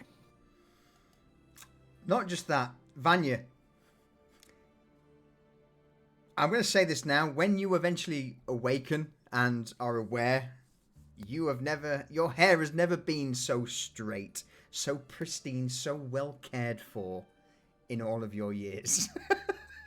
And my scalp feels glorious. You do a good job yourself, but this is something else. This is like, I mean, like, I imagine her just scalp tingling in pleasure. That's something for you to discuss. I'm gonna leave it at that. That's something for you to discuss when you wake up. So, with that, Desmond, is there anything you wish to add? Nope. Desmond's just doing this and just saying, "All right, just go to sleep." Shh. And if she starts to try to move, Desmond will just stop, and then with his one hand, he's just gonna push her down until she stops moving, and then just go back to doing what he's doing. I'm gonna say it's so good that like it doesn't take her very long to like pass out, and she is instantly drooling. That's a crit. I will let you take off one of those levels of exhaustion for that. God damn. Oh. Set you back to exhaustion 1 at the moment.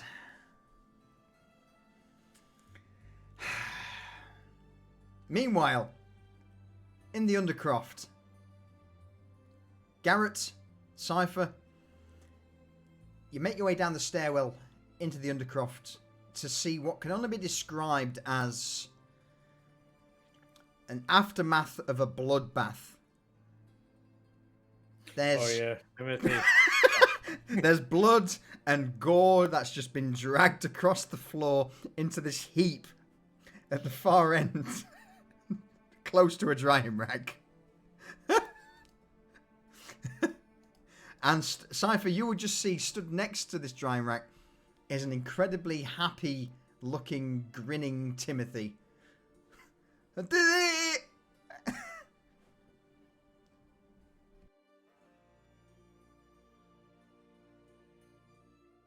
Cypher looks at him. He's still got this goblin by the ear, and he just looks at him. Yeah. Can't even speak common. Seeing this bloodbath in front of him, the goblin is going to try his damnedest to get out of your grip. You know, you just see his eyes go wide and no, this is no war, no. He's going to try and break free with a athletics check. I'm going to let him go, but as soon as he gets the door, I'm going to cast Aggressive Shade and throw him back into the room. Oh, okay. Because he's a little person. So I'm literally... So you get the door, an Aggressive Shade just there looking at him and be like... Yeet! That's fair. Damn it! Yep. As you let go, this the goblin, known as Pick, begins to sprint off back towards the door you came in, and at that moment, this shadow just... I gave him a name earlier. He even said it. Oh, did His name was Pick. Yeah, Pick. Yeah, the shade just grabs. In fact, go on, Cypher. What's it look like?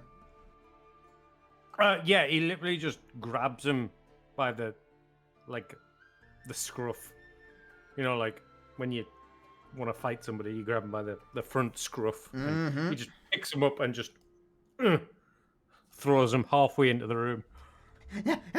What was that? What? No, no. Let me go. I do not want to be picking on meat. Ah.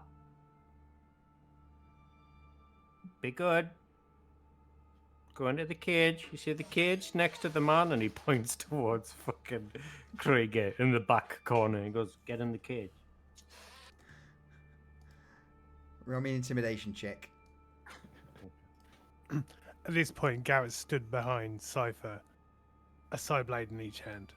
Roll me another with advantage. God, fuck. Fuck, I wish I didn't say that. Yeah.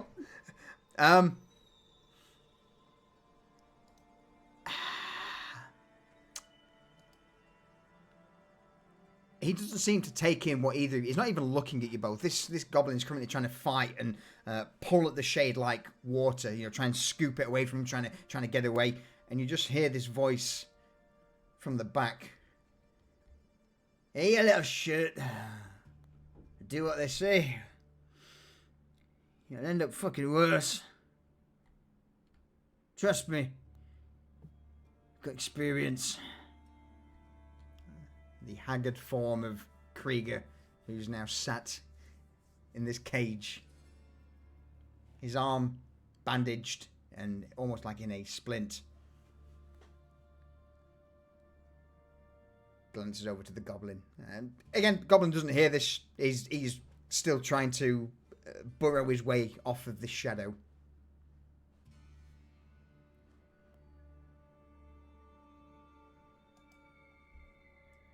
Cypher get tired of it squirming. Mm-hmm. Grow about 1.5 feet. Raise his voice, which is very rare for Cypher, and just be like, "Get in the cage, creature."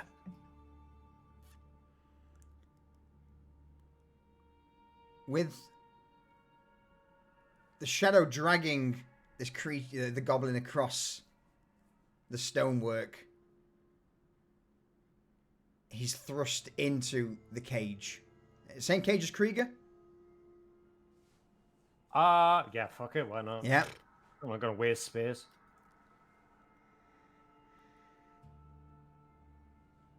Krieger just looks to his left at this goblin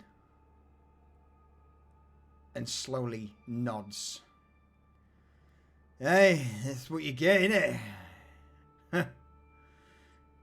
Could be worse, mate. Could be worse. There's a lot worse things out there than just being dragged and thrown in a cell, ain't they? And he looks towards Garrett and Cypher. And as someone's currently just pointed out in chat, yes, Krieger can speak, though not with the same gusto or the same tone as before.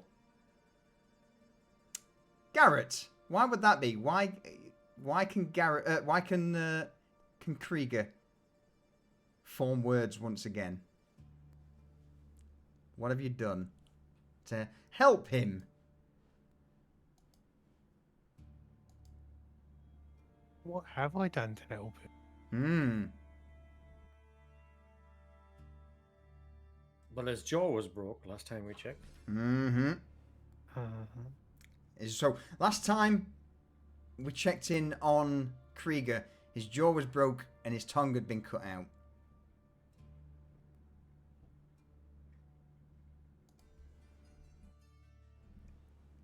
How have you assisted him to make him a little bit more worthwhile for what's to come for this gentleman?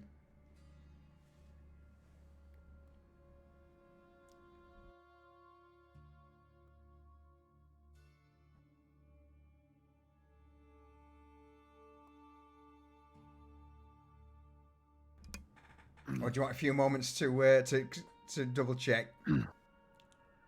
No.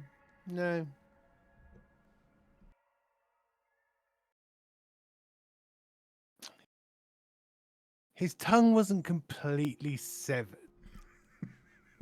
There was still enough of a nubbin of it. Oh After no. a little bit of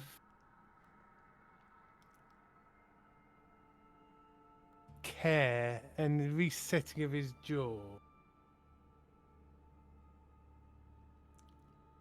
he can speak, but he can speak like someone that's lost a good chunk of his tongue. Mm-hmm. He's not. He's never going to be a public speaker. Wow, okay. But he can communicate ever so just.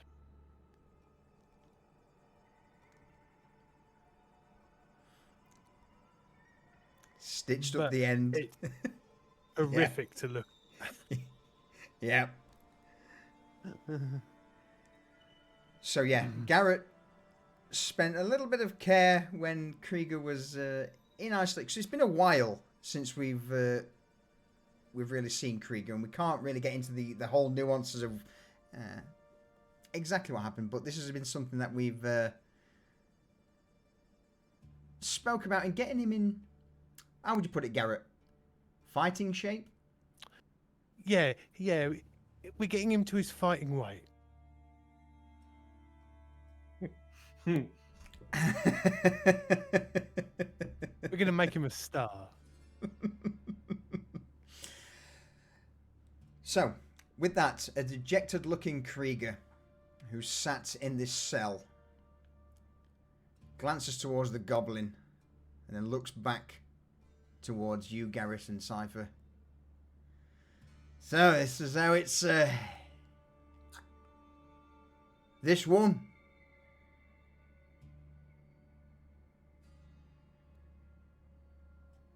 I need this one alive. Shame. Alright.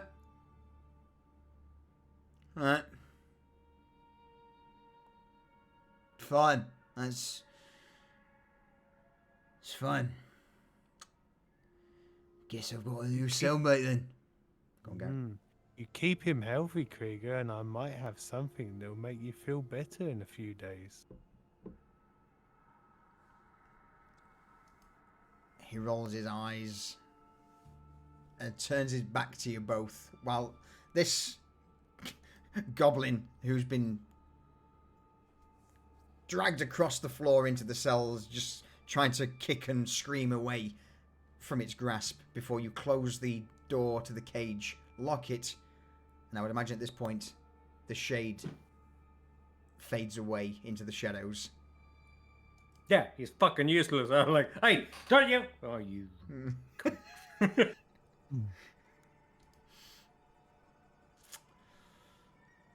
Supposed to do a job, and now it's just a mess. Cypher looks at Garrett. I'll clean this up then, yeah. Before we start with the cleaning, in the rear yard there should be some bags of rotten wood and mouldy straw. Okay. Could you get them for me, please? Okay. Cypher I will can spend do the next it! however long. I can get him. I can help. I could move things there, so I can help you if you want. Timothy stood next to you, Cypher, with this beaming expression on his face. I could do it. Quite, he only shrinks him down to. He's tiny now. He looks comical. He's like 2 foot tall now, but proportionally 2 foot tall. I can do it, honest. I can help. That didn't help at all. Simon was just like, fuck's sake.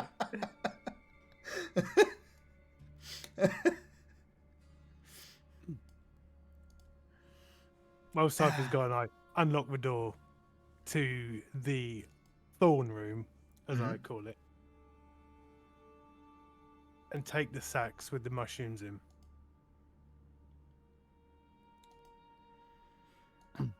And while I wait for Cypher, I peel my gloves off. My ring's still on my finger.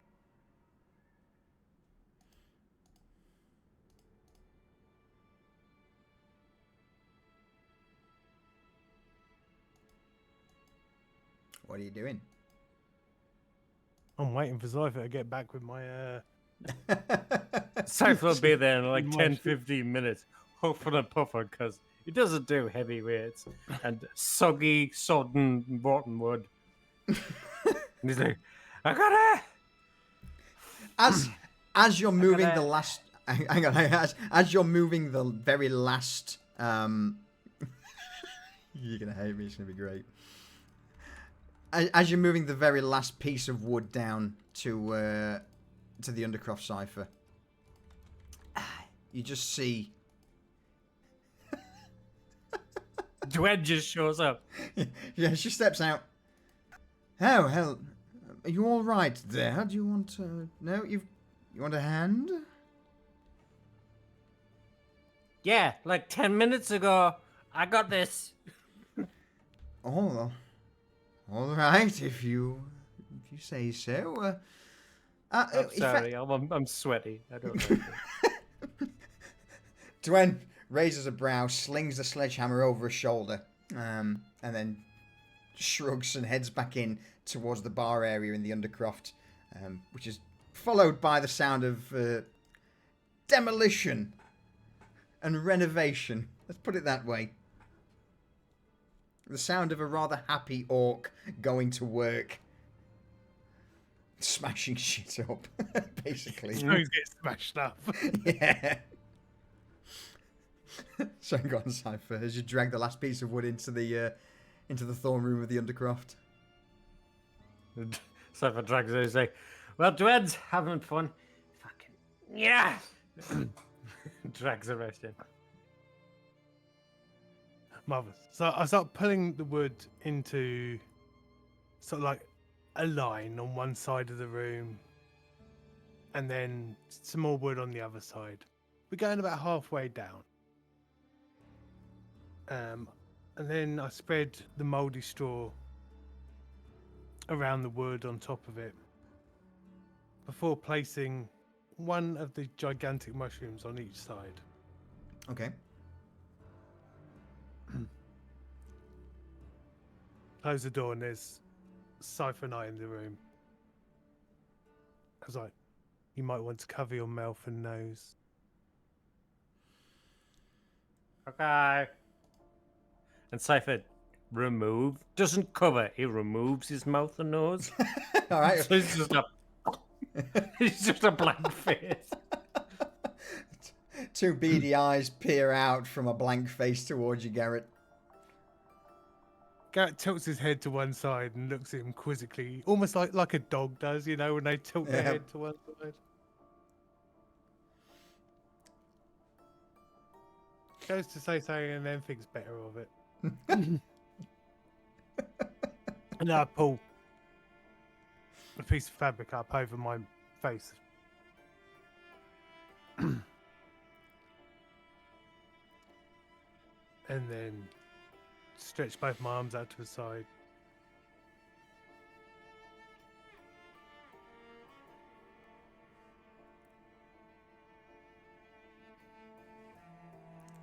And I start channeling Druidcraft. But not to make anything grow anything. To make the roots sink into the rotten Yep. wood. The straw. Perfect conditions for mushrooms to grow. Absolutely. My arms go out to the side, further, and I start humming tune back from my childhood that my sister would hum when she was performing druidic rites.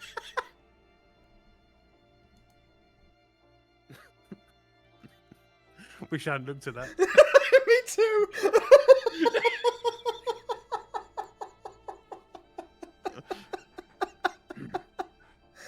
Sorry, carry on. And as The mushrooms anchor themselves down. An array of spores start being released and filling the air. And they almost reflect in the motes of light. Muting Twitch chat. And they sort of move around us, not over us and settling onto us, but they land on the rotten wood, the earth. And if you look hard enough, they almost sink in. There's no buds or anything, and no mushrooms coming up, but in no given time, and not a lot of time, they will grow. And then, before leaving the room, Garrett takes his ring off, puts it back in the pouch at his neck.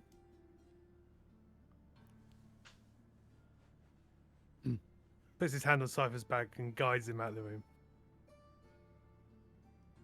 Closes the door, locks it, and stands there for a second with his hand on the door. Nobody can see, but the thorns now cover the doorway on the other side. So should someone even get through the door, they can't. There's a enter the wall. room Yep. of thorns. I like it.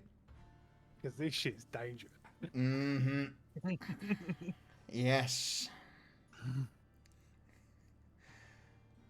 So with that, Garrett, Cypher, you turn back towards the folly, heading back up the stairs to a now full, busy, profit-making tavern. And it's here, I think, unless anyone has anything they wish to add, it's probably a good point to close it out.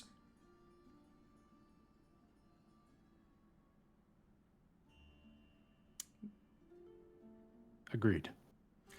One thing I will say, though, is, it seems this is probably a good point for me as the DM to be an absolute piece of shit for our missing player.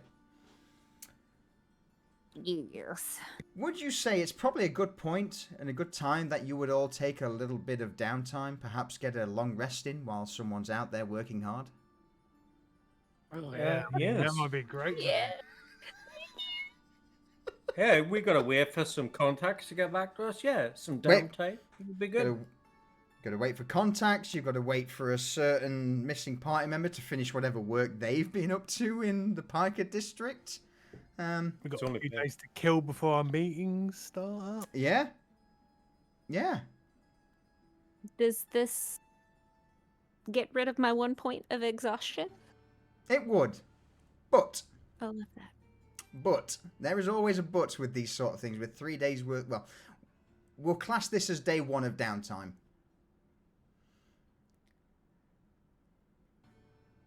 I need you all to, come up with what you'll be doing in the following 2 days. What sort of things you'll be either researching or doing, growing, looking into, ingesting, perhaps, and what the after effects would be of that. Homework. Vanya, you've got quite a few things on your plate at the minute. You've got the learning of Abyssal, the getting to grips with the levitate spell. Excuse me. And words. And the beginning to look into how to apply magic into warding. Desmond, we need to get together to see what comes of you ingesting this horrific piece of viscera. Yep. Yeah, I'm sure you've got some ideas, so I'll leave that with you. Garrett, you've got some pruning and some brewing to do by the sounds of it, as well as other bits and pieces. It's gunpowder making. So I'm looking forward to seeing how you make, make this powder. All right. Well, in that case, then, enjoy your long rest. I love words.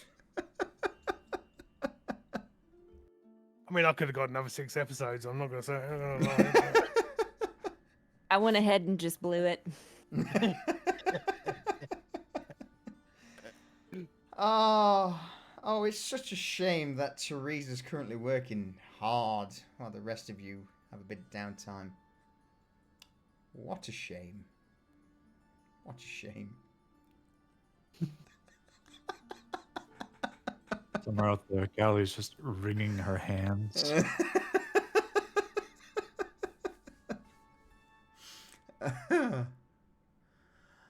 All right. So, with that said, then, I guess we'll close it out. Goodbye, Chuck. Bye, chat. Bye.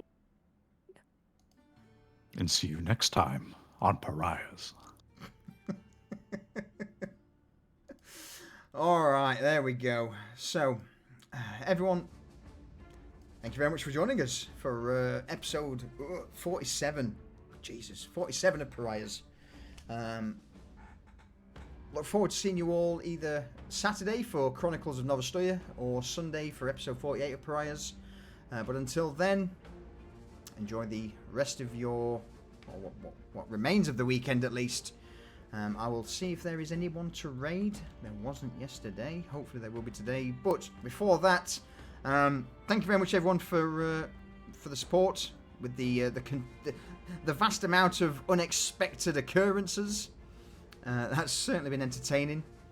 Thank you to Walter Levi for the Prime sub, for Scobsu for the gifted sub to Mythic, Lucius giving the gifted sub to Pocket Yeti. Appreciate that. Orkskull with a 4-month resub. And then, of course, we had Phoenix, Rattle Rabbit coming in with the raids. Thank you, both of you. I really appreciate that. And then Rattle Rabbit coming in with the Prime sub. And Phoenix with the follow. So, again, love it. Thank you, everyone. Thank you. Hope you enjoyed yourselves. There is indeed someone who is streaming who I want to go and raid. And that is Machine Music United, who is currently playing Cyberpunk TTRPG. Long-time supporter of me and vice versa, me of him. So let's go and see what those guys are up to. Not to say they're using... Yeah, they're using some of my stuff. Alright, fuck it, let's go over there. Hashtag selfless plug. Alright, everyone, thank you once again. I will see you all Saturday. Ta-ta for now.